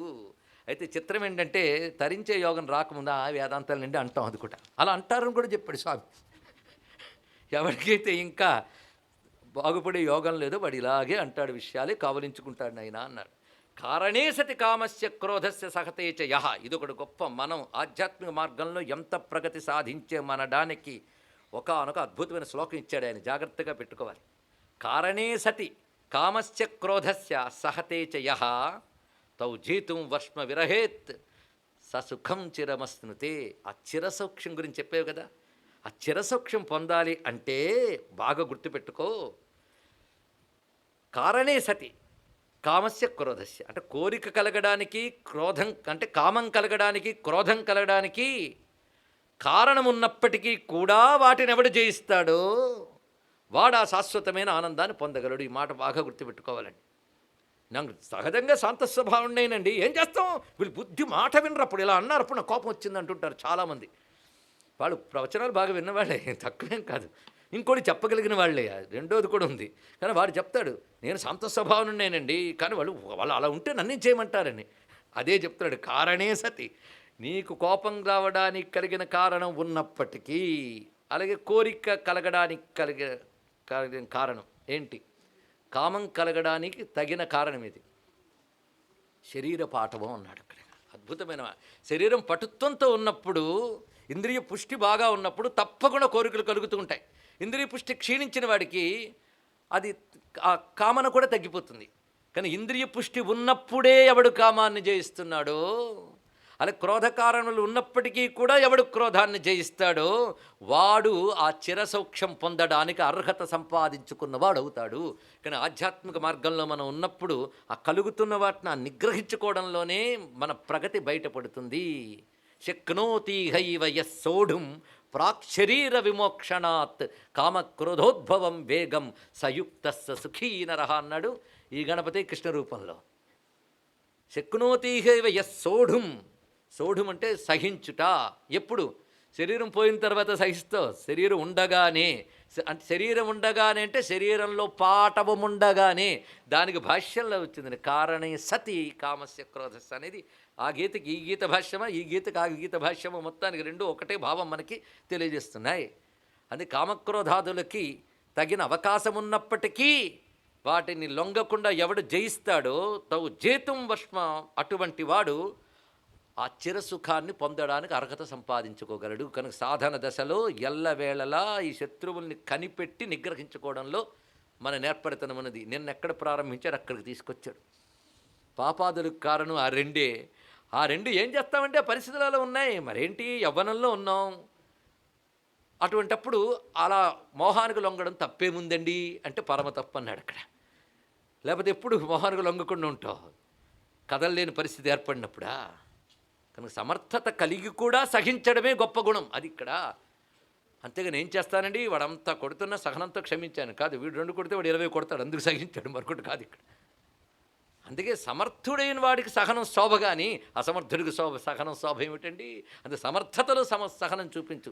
కనుక నీ శరీరానికి పాఠవమున్నప్పుడే క్షమారూపమైన యోగాన్ని అవలంబించాలి. అందుకే యమనియమాలు అంత చక్కగా చెప్పారు ఇక్కడ. అటువంటి వాడు తనలో అంతర్గతమైన అఖండ శక్తివంతమైన ఆత్మని అనుభవించగలడు, అఖండానందాన్ని అనుభవించగలడు అని తెలియజేస్తూ మొత్తానికి సారాంశంగా నాయన ఒక్కడు గుర్తుపెట్టుకో, రమ్యమైన పదజాలాలు ఇచ్చాడు. అంతర్నిష్ట అంత ప్రకాశ అంతఃసుఖ అంతఃరతిర్లభేత్ అన్నాడు ఇక్కడ. అంతర్నిష్ట సరిగ్గా అంతర్ముఖ సమారాధ్య. ఎంత గొప్ప విషయం అండి. భగవదానందం పొందాలంటే ఎక్కడికో వెళ్ళక్కర్లేదు, కోట్లు ఖర్చు చేయక్కర్లేదు, ఇటు అటు తిరగక్కర్లేదు, ఏమీ లేదు. అంతహా లోపలికి వెళ్ళి చాలు ఇక్కడ అన్నాడు. అంతర్నిష్ట అంతఃప్రకాశ, ఆ శబ్దములు అంతము లోపల నిష్ఠుడై ఉండుట, చెదరకుండా ఉండడాన్ని నిష్ఠ అంటారండి. ప్రకాశ అక్కడ స్ఫురించేది ప్రకాశం, కానీ చెదరకుండా స్థిరపడ్డాన్ని నిష్ఠ అంటే అక్కడ స్ఫురించేటువంటి ఆనందం అంతఃప్రకాశం, లేదా అక్కడ స్ఫురించే ఎరుక అంతఃప్రకాశం, అక్కడ కలిగే ఆనందం అంతఃసుఖం. దాని యందు నువ్వు తెలుసుకుని అంతఃరతి, దాని యందు రతి ఆసక్తి కలిగి ఉండుట. ఆ ఆసక్తి చివరికి చెప్పాడు, ఆ ఆసక్తితో నిష్ఠ కలిగి ఉండాలి, ప్రకాశం పొందుతావు, సుఖం పొందుతావు. కానీ ప్రకాశ సుఖములు జ్ఞానానందములు. అది ఎప్పుడు వస్తుంది? నిష్ఠ అయితే వస్తుంది. నిష్ఠ ఎప్పుడు ఏర్పడుతుంది? రతి ఉంటే ఏర్పడుతుంది. రతి ఉంటే ఏర్పడుతుందండి. మీరు ఒక చోట కూర్చున్నారంటే కూర్చోవాలని ఇష్టం ఉంటే కదా కూర్చుంటారు. కనుక ముందు రతి ఏర్పరచుకోవాలి. పరమాత్మ యందు రతి ఉండాలి. రతి లేని వాడిని కూర్చోపెడితే వాడు ఏమీ ఎక్కదు. ఎందుకంటే వాడు దాని మీద ఆసక్తే లేదు. వాడికి ఏమిటని చెప్పండి, ఆకలి లేని వాడికి అన్నం పెట్టండి, అన్నంతో ఆడుకుంటాడు, విలువ తెలియదు. ఆకలి ఉన్న వాడికి పెట్టండి, ఆపగా తింటాడు. అదేవిధంగా పరమాత్మ యందు రతి కలిగిన వాడికి క్రమంగా నిష్ఠ రావాలి. నిష్ఠకి ఇది మార్గం. ఏది? బాహ్యము నుంచి నిగ్రహిస్తే కదా అంతస్తులో నిలబెడతావు నువ్వు. కనుక నిగ్రహం ప్రధానంగా చెప్పాడు. తర్వాత నిష్ఠ చెప్తున్నాడు. నిష్ఠ కలిగిన తర్వాత ప్రకాశం వస్తుంది, సుఖం వస్తుంది. కనుక అంతఃరతి, ఆ సుఖంలో తన్మయుడివైపోతావు, ఇది లభిస్తుంది. అసందిగ్ధ అక్షయం బ్రహ్మ సర్వభూత యథార్థకృత్. అప్పుడు నీకు సందేహము లేకుండా అక్షయమైన బ్రహ్మము లభిస్తుంది సుమా. అటువంటి ధీరుడు సర్వభూత హితాన్నే కలిగిస్తాడు అన్నారు ఇక్కడ. అటువంటి వాడి వల్ల సర్వభూత హితం కలుగుతుందట. జేతారహ షడ్రిపూనాం ఏ శమినో దమినస్తథ. మొత్తానికి సాధనకి ప్రధానం ఎప్పుడు తెలుసుకోవాలి, శమదమాలు. ఇవి సాధనకి చాలా ప్రధానం. శమం అంటే అంతరింద్రియ నిగ్రహం, దమం అంటే బహిరింద్రియ నిగ్రహం. దానికి రెండిటికి షడ్రిపూనాం జేతారహ తేషా సమంతతో బ్రహ్మ స్వాత్మజ్ఞానం విభాత్యహో. ఇది సాధించడం. కనుక ఇప్పుడు నిగ్రహించమని నేను చెప్పాను, నిగ్రహించే పద్ధతి చెప్తున్నాను నేను. కామక్రోధాలను నిగ్రహించే పద్ధతి ఎలాగా, ఈ పద్ధతిని చెప్తున్నాడు. ఈ పద్ధతికి ఆసనం చాలా అవసరం సుమా అన్నాడు ఇక్కడ. ఇదంతా ప్రాక్టీస్ అండి. కనుక నువ్వు కామక్రోధం నిగ్రహించుకో అని చెప్తే అవుతుందా? ఇది ఈ ప్రాక్టీస్ చెప్తున్నాడు ఇక్కడ. ఆసనేషు సమాసీన. ముందు నువ్వు స్థిరంగా కూర్చో. లోపలికి చూపి వెళ్ళాలంటే ముందు కూర్చోవాలిగా, స్థిరంగా కూర్చో. సమాసీన త్యక్త్వీమాన్ విషయాన్ బహిహి. బాహ్య విషయములను విడిచిపెట్టడం. అదే కదా ధ్యానంలో మనం చేసే పని. కళ్ళు ఎందుకు మూసుకుంటారండి ధ్యానానికి కూర్చున్నప్పుడు? మరి మనం కూర్చోపోయిన మెడిటేషన్ ఫోటోలు చూస్తూ ఉంటాం కదా, ఇలా కళ్ళు మూసుకుని ఉంటారు. కళ్ళు మూసుకోవడం అర్థం ఏంటి? బయట కళ్ళు తెరిస్తే ఆ విషయం మనసులోకి వచ్చేస్తుందని. కనుక బహిర్విషయాన్ త్యక్త్వ ఇమాన్, ఈ బాహ్య విషయములను విడిచిపెట్టి ఆసనే శమాసేన సంస్తభ్య భృకుటి మాస్తే ప్రాణాయామ పరాయణ అన్నాడు. భృకుటి యందు దృష్టి పెట్టు. ఇది సరిగ్గా ఆత్మ సంయోగం గీతలో స్వామి చెప్పిన దాన్ని ఇక్కడ వివరిస్తున్నాడండి ఇక్కడ. భృకుటి యందు, ఎందుకంటే రకరకాల చక్రాలు ధ్యానాలు ఆ సబ్జెక్ట్ వేరు, ఇక్కడ గీతాశాస్త్రంలో చెప్పే యోగం వేరు. రెండిటికి భేదం ఉందని కాదు, కానీ విధానములు ప్రక్రియా భేదములు ఉన్నాయి. దేనికది ప్రత్యేకం. అది ఇక్కడ సరిగ్గా భగవద్గీతలో స్వామి చెప్పినటువంటి విషయమే ఇక్కడ చెప్తున్నాడు. ఆసనం ఎలా పరచుకోవాలో కూడా చెప్పాడండి. అటువంటి ఆసనం పరచుకుని దానిపై ప్రాణాయామం చాలా ముఖ్యం సుమా అన్నాడు ఇక్కడ. ప్రాణాయామం ఒకటికి పాపం ఏదో గురువుగారు ఏదో క్షుద్రమంత్రం ఇచ్చారు. ఆ క్షుద్రమంత్రం ఇవ్వగానే మంత్రదేవత కూడా వచ్చేసింది. దాని పని ఏమిటంటే ఒకటే పని పీడించడం, మరొకటి కాదు. నాకు అన్నం పెట్టి, నాకు ఏదైనా పని చెప్పు, నాకు ఏదైనా పని చెప్పు అంటున్నాడు. వీడు రకరకాల పనులు చెప్పాడు. ఆఖరికి అన్ని పనులు చేసింది, ఇంకేదైనా పని చెప్పు అన్నాడు. పని లేదు, అయితే నేను పీక్కు తింటానంది ఇక్కడ. వీడికి ఇంకో బాధ పట్టుకుంది. దీనికి ఏదో పని చెప్పాలి. ఏ పని చేయాలంటే అక్కడ కొయ్యి పెట్టాడు. ఈ కొయ్యిని ఎక్కువ దిగుతుండు అన్నాడు. ఎప్పటి వరకు నేను చెప్పే వరకు. వీడు చెప్పలే, దాని పని అదే. ఆ కొయ్యి ఎక్కుతూ దిగుతుంది. దానికున్న సులక్షణం ఏంటంటే చెప్పిన పని చేస్తుంది. ఆ కొయ్యి ఎక్కుతూ దిగుతే దానిలోనే అది ఉంది కనుక వీడు హాయిగా ఉన్నట్ట. అలాగే మనస్సు అనేటువంటి దెయ్యాన్ని ప్రాణాయామం అనే కొయ్యలో జాగ్రత్తగా పెడితే దానిపైన చేసుకుంటూ స్థిమితంగా ఉంటుందని చెప్పాడు ఇక్కడ. ఇది జాగ్రత్తగా అలవాటు చేసుకోవాలండి. అందుకే ప్రాణాయామం లేనిది మనస్సు కంట్రోల్ కాదు. అయితే ప్రాణాయామం గురించి చెప్తున్నాం కానీ ప్రాణాయామం క్లాస్ చెప్పట్లే. అది సరైన యోగ శాస్త్రవేత్త వద్దకు వెళ్ళాలి. మళ్ళీ యోగా అనగానే సంప్రదాయ విరుద్ధమైన యోగాలు చాలా వచ్చేసాయి. సంప్రదాయ పద్ధతిలో యోగం నేర్పేవాళ్ళు తగ్గిపోయారు. వాళ్ళ వల్ల మరో ప్రమాదం వస్తుంది. యోగా ఆఖరికి ఒక ఏరోబిక్ ఎక్సర్సైజ్ కింద మారిపోయింది. కనుక సరైన విద్య చెప్పే గురువులు కూడా ప్రశ్నార్థకం అయిపోతారండి.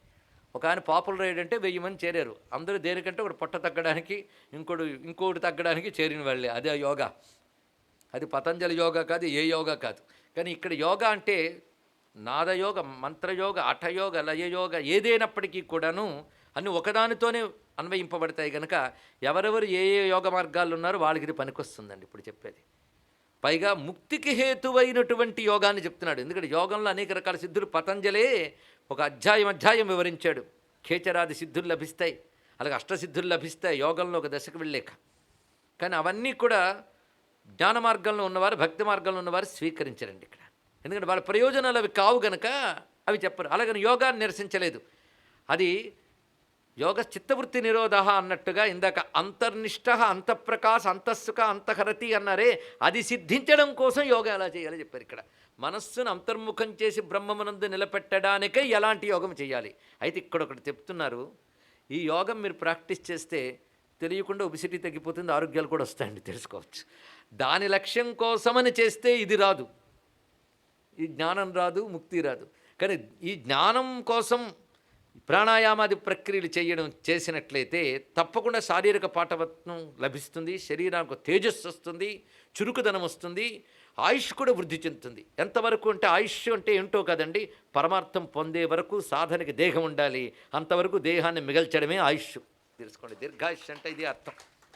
32 ఏళ్ళకి వెళ్ళిపోయిన శంకర భగవత్పాదాన్ని అల్పాయుష్కుడు అంటే మహాపాపం, ఎప్పటికీ బ్రతుకున్నాడు ఆయన. 120 ఏళ్ళు బ్రతికిన వాడు ఏ ఉన్నాడండి అంటారు, పోయిన తర్వాత అందరూ మర్చిపోతారు వాడు బతుకంతే. ఏం లాభం చెప్పండి ఇక్కడ. కనుక అల్పాయుష్కం దీర్ఘాయుష్యం అంటే పరమార్థం సాధించడం వరకు బ్రతుకుండేవాడే దీర్ఘాయుష్మంతుడు, తెలుసుకోండి ఇక్కడ. కానీ పెద్దలు దీర్ఘాయుష్మాన్ భవ అని ఎందుకు అంటున్నారంటే, ఇంతవరకు ఏదో పిచ్చి బతుకో, ఎక్కడైనా సార్థకంగా పరమార్థం సాధించవయ్యా అంటే ఆయుష్ తగ్గిపోయిందండి అంటే నేను ఆయుష్ ఆశీర్వచనం తీస్తున్నాను, పరమార్థం కోసం బ్రతుకు, ఇకనైనా పరమార్థం కోసం సాధన చేయని చెప్తున్నారండి. అది మేల్కొనాలి. అలాగ జీవింపజేసే శక్తి ఈ ప్రాణాయామ ప్రక్రియకుంది. ఇంతవరకు ఆయన చెప్పిన దాంట్లో మీరు గమనిస్తే ఇంద్రియాలు నిగ్రహించుకో, చూడండి క్రమం ఎలా చెప్తున్నాడు. దయచేసి కామక్రోధాలు నిగ్రహించుకో, బహిర్విషయాల నుంచి మరల్చు, ఇదంతా యోగంలో ప్రాణాయామానికి పూర్వభూమికలు చెప్తున్నాడు. పైగా ఆసనే సమాసీన అంటే ప్రాణాయామానికి పూర్వభూమిక ఆసనం, ఆసనానికి పూర్వభూమిక యమ నియమాలు. ఇప్పటివరకు చెప్పినవి యమ నియమాలు ఆయన చెప్పినవి. ఇక్కడ ఆనందం అనేది ఎలా లభిస్తుందంటే నీరందే ఆనందం ఉన్నది, నా యందు ఉండనివ్వకుండా విషయాల మీద ఎంత కాదన్నా కామక్రోధాలు వస్తున్నాయి నిగ్రహించు. ఎలా యమ నియమాలతో. యమ నియమాలంటే అహింస, సత్యం, అస్తేయం, శౌచం ఇత్యాది విషయాలన్నీ ఇక్కడ చెప్పబడ్డాయండి. కనుక ఆసనానికి పూర్వరంగంగా ఉన్న యమ నియమాలు ప్రస్తావన చేస్తూ ఇప్పుడు ఆసనం చెప్పి ఆ తర్వాత ప్రాణాయామం గురించి చెప్తున్నాడు ఇక్కడ. అసలు ఉద్దేశం ఆ ప్రాణాయామం ప్రధానం, అక్కడికి తీసుకువెళుతూ దాని పూర్వరంగం. దీన్ని బట్టి ప్రాణాయామాలు చేయడం, ఇటు అటు గెంతడం, పైకి కిందకు దుమకడం కాదు వ్యాయామం. దానికంటే ముందు యమనియమాలు ఉండాలి. యమనియమాల్లో ఒకటి ఈశ్వర ప్రణిధానం, అంటే పరమాత్మ యందు భక్తి, ఆయన్ని ఆశ్రయించడం, ఇవన్నీ. అంతే, నాస్తికత్వం కాదు కదా యోగా. కనుక నేను హిందూ మతాన్ని గౌరవించను కానీ ఈశ్వరుడి మీద భక్తి లేదు, ఆయన ఉన్నాడని నమ్మకం లేదు, కానీ యోగా మాత్రం చాలా మంచిది అన్నాడు ఇక్కడ. వాడికి ఏమర్థమైంది, పతంజలి దగ్గర మాట అంటే చాచి లంపకాయ కొడతాడు, తెలుసుకోండి ఇక్కడ. యోగశాస్త్రం ఇచ్చిన పతంజలి మాత్రం నాస్తికుడు కాదు. యోగం ఆస్తిక దర్శనాల్లో ఒకటి, అది మరువురాదు, అది ఆస్తిక దర్శనమే. శంకర భగవత్పాల్ వారు యోగ దర్శనాన్ని తృణీకరించలేదు, కానీ యోగంతో ముక్తి పొందిపోతుంది అనుకోవద్దయ్యా, ఆ మాట పతంజలి అనలేదు. యోగ చిత్తవృత్తి నిరోధ అన్నాడు. చిత్తవృత్తులు నిరోధిస్తుంది. చిత్తవృత్తి నిరోధిస్తే కదా నువ్వు ఆత్మతత్వం యందు మనస్సు నిలపగలవు, మననం చేయగలవు. కనుకనే జ్ఞానానికి, భక్తికి, కర్మ యోగానికి కూడా యోగ మార్గం అవసరమే. అందుకు దాన్ని సాధనాంగంగా, జ్ఞానానికి అంగముగా స్వీకరించారు. కనుక సత్కర్మాచరణ, ఈశ్వరార్పణతో సత్కర్మాచరణ చేయడం ఎలాగ జ్ఞానానికి అంగమో, అదేవిధంగా పతంజలి చెప్పిన యోగము కూడా జ్ఞానానికి అంగము. ఇది తెలుసుకోవాలి ఇక్కడ. అంగమని చెప్పారే తప్ప మీమాంసా శాస్త్రాన్ని భగవత్పాదుల వారు తృణీకరించలేదు. మీమాంస అంటే కర్మతో నువ్వు ముక్తి పొందిపోతావు, అది ఒప్పుకోను.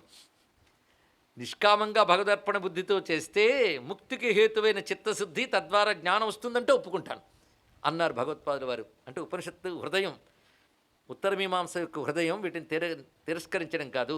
గణేశ గీత, భగవద్గీత, గీత ఎప్పుడు ఉత్తర మీమాంసా శాస్త్రమే. ఉత్తర మీమాంసా శాస్త్రంలో ఏం చెప్తారంటే మిగిలిన మీమాంసని తృణీకరించకుండా అది పొందడానికి వీటిని ఎలా వాడుకోవాలో చెప్తారండి ఇక్కడ. దీనినే సర్వయోగ సమన్వయం అంటారు ఇక్కడ. అందుకే గీత అనగా సర్వయోగ సమన్వయం. ఇందులో రాజయోగం చెప్తున్నాడు, కర్మయోగం చెప్పాడు, మరి ఇవన్నీ సమన్వయించాడా లేదా? ఇక్కడ సాంఖ్యం ప్రస్తావన చేయబడింది, కానీ అవన్నీ కూడాను విచారణకి ఏ విధంగా ఎంత మేరకు తీసుకోవాలో చెప్తున్నాడు ఇక్కడ. వాటికి అవే పరమార్థములు కావు, అవి వీటికి సహకారిగా చెప్తున్నారు ఇక్కడ. ఇది తెలియక సహకారిగా ఉండవలసిన వాటిని కూడా తృణీకరించి ఉత్తరమీమాంసే ప్రధానం అనేవాళ్ళు కూడా మళ్ళీ ఇబ్బందికారులే.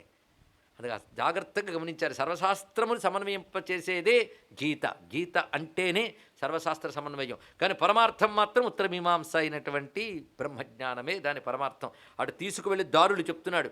కనుక ఈ యోగ మార్గాన్ని అవలంబించాలని చెప్పాడు. నిజానికి మన పెద్దవాళ్ళు నిత్య జీవన విధానం ఇది పెట్టేశారండి, మనం వదిలేసాం. ఎన్ని వదిలేదు, ఇది కూడా వదిలేసి ఏదో పిల్లలకు బాగుండాలి, తనకు బాగుండాలని మొక్కుబళ్ళు ఉన్నాయి, అదే ధర్మం అనుకుని అదే హిందూ మతం మాత్రం గడిపేస్తున్నాం. ఇందులో ఏవీ చేయట్లేదు.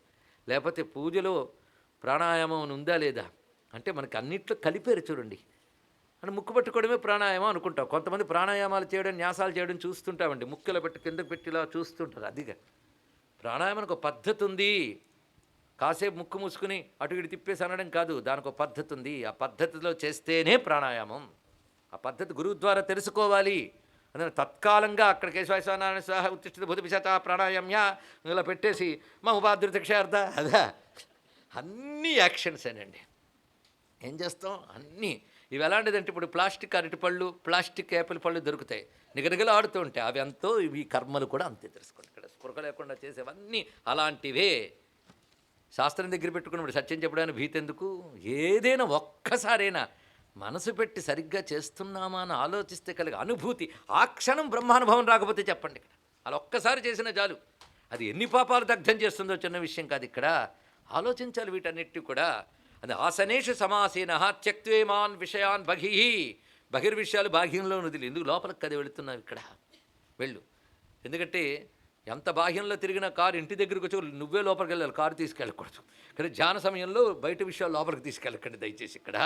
అందుకే సంస్థభ్య భృకుటీమాస్తే దానికి ఒక ప్రక్రియ హఠాత్తుగా సిద్ధించదు. ఇవాళ కూర్చుంటే గురుగారు చెప్పారు కానీ నేను చేసేని వాళ్ళు ఏం లాభాలు ఏంటంటే ఇవాళ చేస్తే రేపు అయిపోతుందా? శనేహి నెమ్మదిగా వస్తుంది. సంస్థభ్య భృకుటీమాస్తే ప్రాణాయామ పరాయణ. స్పష్టత ఎక్కడ డౌట్ లేదు. భృకుటీం. ఇంకొక రహస్యం, సాధకులు నిరుత్సాహపడకూడదు. కానీ ఒక మంత్రసిద్ధికి కూడా లక్ష్యం ఎలా పోల్చుకోవాలంటే నీ కనుబొమ్మల నడుమ ఒక చిన్న జ్యోతి దర్శనం అయితే అప్పుడు సిద్ధించింది అనుకో అన్నట్టు. ఒక సిద్ధపురుషుడు చెప్పిన మాట, సిద్ధపురుషుడు అనుభవంతో చెప్తున్నాడు. కానీ ఏ చక్రమునందు దృష్టి పెట్టాలి అంటే రకరకాల చక్రమునందు స్థానాలకి రకరకాల ప్రయోజనాలు ఉన్నాయి. హృదయ చక్రం కంటే క్రింది చక్రాల్లో దృష్టిని పెడితే ఐహిక ప్రయోజనాలు, హృదయ చక్రం నుంచి పైవన్నీ పారమార్థిక ప్రయోజనాలు. అయితే హృదయ చక్రానికి సహస్రానికి నడుమ ఉన్నటువంటి ఆజ్ఞాచక్ర స్థానం అత్యంత ఉత్కృష్ట స్థానంగా చెప్పబడుతోంది గనక. ఎందుకంటే మనశ్చక్రం ఇప్పుడు పని దేంతో అంతే కదా. ఎందుకంటే నువ్వు అద్భుతంగా పంచభూతాల మీద కంట్రోల్ సాధించి మిరాకిల్స్ చేయడానికి కాదు. అవి ఎందుకు మిగిలేవి పెట్టేవా? అవి చేసే యోగులు ఉన్నారు, వాళ్ళకు నమస్కారం. కానీ ముక్తి కోసం ప్రయత్నిస్తున్నావు కనుక మనస్సును సంస్కరించుకోవడం ఇక్కడ పని కదా. అంతఃకరణాన్ని పరమాత్మ మీద నిలబడడం పని కదా. అంతఃకరణ చక్రమైనటువంటి భృకుటి అక్కడ సాధన కోసం పెట్టు. చూసారు ఇక్కడికి వచ్చేటప్పటికల్లా బోధ సాధనకి ఎలా పనికొస్తుందో చెప్తున్నాడు. ఆసనం నుంచి అన్నీ చెప్తున్నాడు స్వామి మన కోసం. దీన్ని ఎవరికి వారు వారి పద్ధతులు గురువుల ద్వారా పొందిన మంత్రాన్ని అనుష్ఠించడానికి వినియోగించుకోవచ్చు. ఇక్కడ నుంచి స్వామి చెప్పే అంశములన్నీ. కానీ ఆసనం తర్వాత ప్రాణాయామం. భృకుటి సంస్థభ్య భృకుటి మాస్తే అంటే దృష్టిని భ్రూమధ్యంలో నిలిపి ప్రాణాయామ పరాయణుడు కావాలి. అది ఎలా చేయాలి అంటే ప్రాణాయామంతు సంరోధం ప్రాణాపాన సముద్భం. ప్రాణాపానముల యొక్క సంచారాన్ని నిరోధించుటయే ప్రాణాయామము. నిరోధించుట నిగ్రహించుట. మనకు మనం ప్రయత్నించి ఆపేసేమనుకోండి ప్రాణమే మిగిలిపోయే ప్రమాదాలు ఉంటాయి. అందుకే ఇది ఇక్కడ ఎంత థియరిటికల్గా కొంతమేరకే చెప్తున్నా, అది కూడా ప్రాణాయామం క్లాస్ చెప్పట్లేదు దయచేసి. ఇది గురుముఖత నేర్చుకోవలసినదే. ఎందుకంటే నీ శరీర స్థితి ఏమిటి, నీలో ఏ నాడి సంచారం సరిగ్గా ఉన్నది, ఏ కాలంలో ఏ నాడి సంచారం, ఎన్ని ఉన్నాయండి మన శాస్త్రం. అసలు వాటి గురించి ఆలోచించకుండా కొత్త కొత్త సుఖాలను అన్వేషిస్తూ కొత్త కొత్త పరికరాల వెంట పరిగెడుతూ వీటితోనే జీవితం పూర్తి చేసుకుంటున్నాం.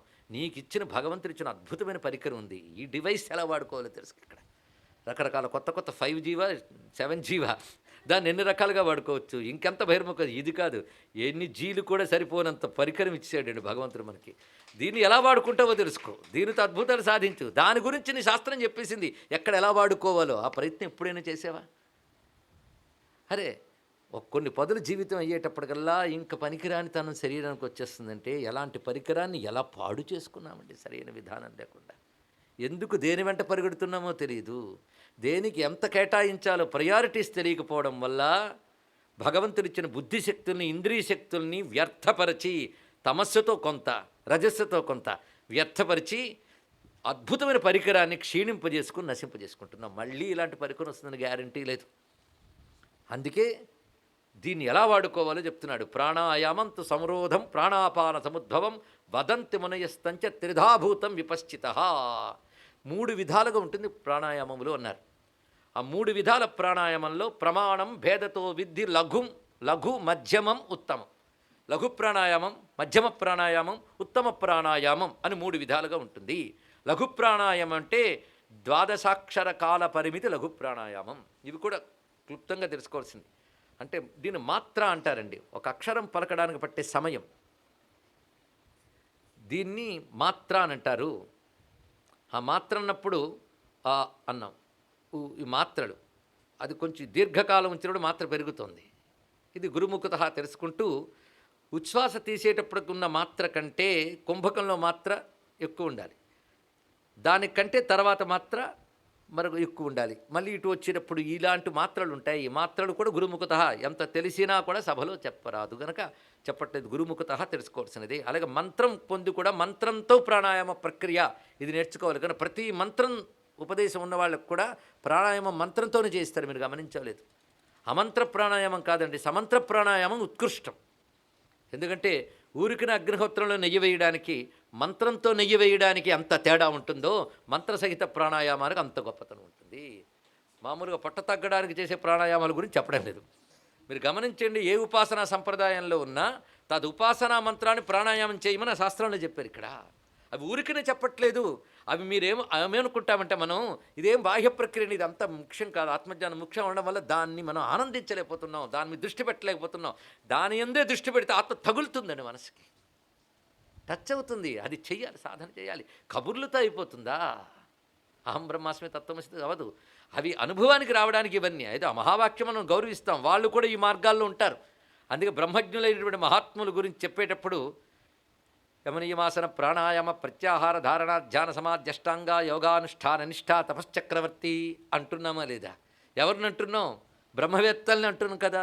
కనుక వాళ్ళు నిత్యం దానిలో ఉంటారు. ఇవి తెలియాలంటే బ్రహ్మ విద్యాశాస్త్రమైన అపరోక్షానుభూతిలో ఈ అష్టాంగ యోగాన్ని వేదాంతపరంగా అన్వయించిన ఆదిశంకర భగవత్పాలు వారి యొక్క వాక్యాలను కూడా ఒకసారి స్మరించుకోవాలి. కనుక ఇవంతా బ్రహ్మ విద్యకి సహకారి అయినటువంటి గొప్పది.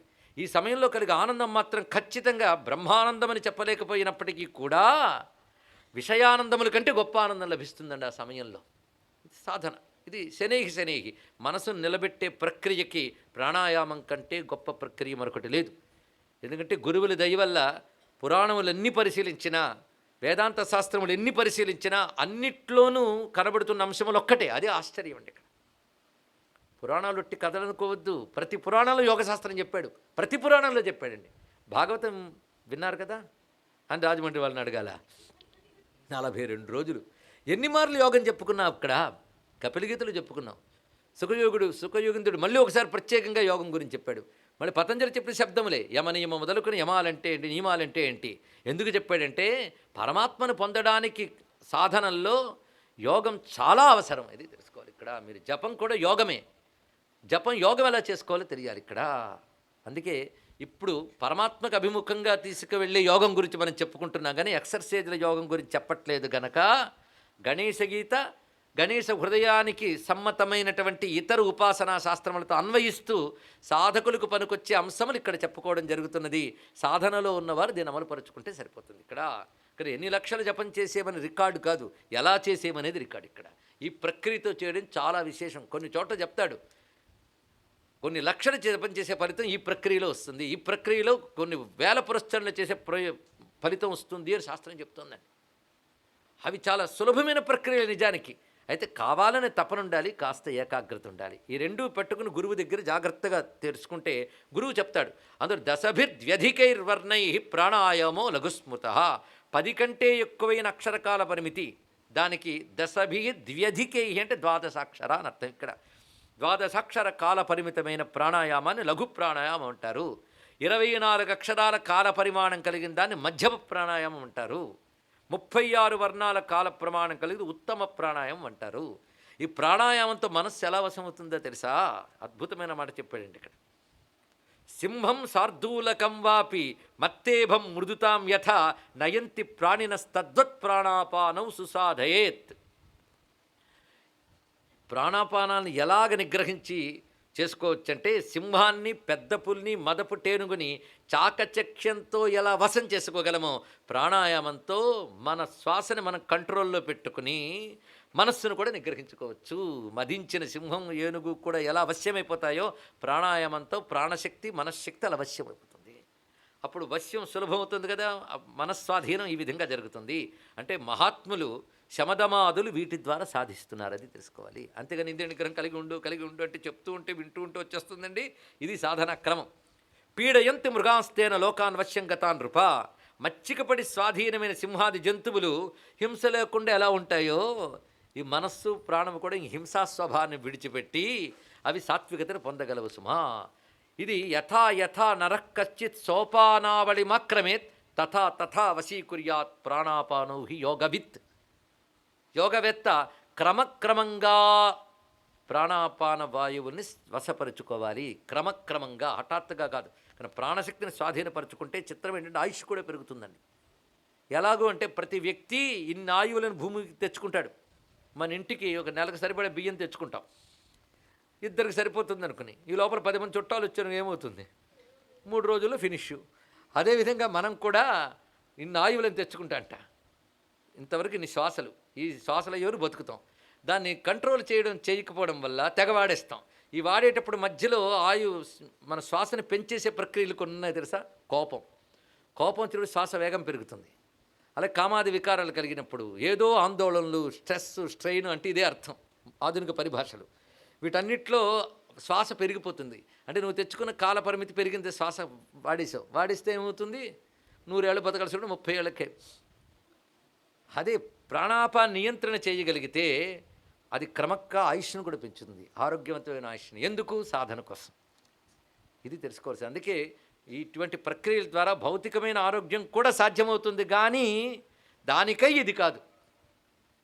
తద్వారా అంతర్గతమైన ఆత్మశక్తిని గ్రహించడానికై అది వినియోగించుకోవాలి. తథా వశీకుర్యాత్ ప్రాణాపానో హి యోగవిత్ పూరకం కుంభకం చైవ రేచకంచ తతోభ్యసత్. ఇప్పుడు తెలిసింది కదా, భారతీయ వేదమతం, హిందూ మతం ప్రధానంగా యోగాన్ని పట్టుకుని దాన్ని ఆధారం చేసుకుంటూ పెట్టింది. కానీ యోగా అనేది భారతీయ హైందవ మతం ప్రపంచానికి ఇచ్చిన గొప్ప పరిధానం, గొప్ప కానుక.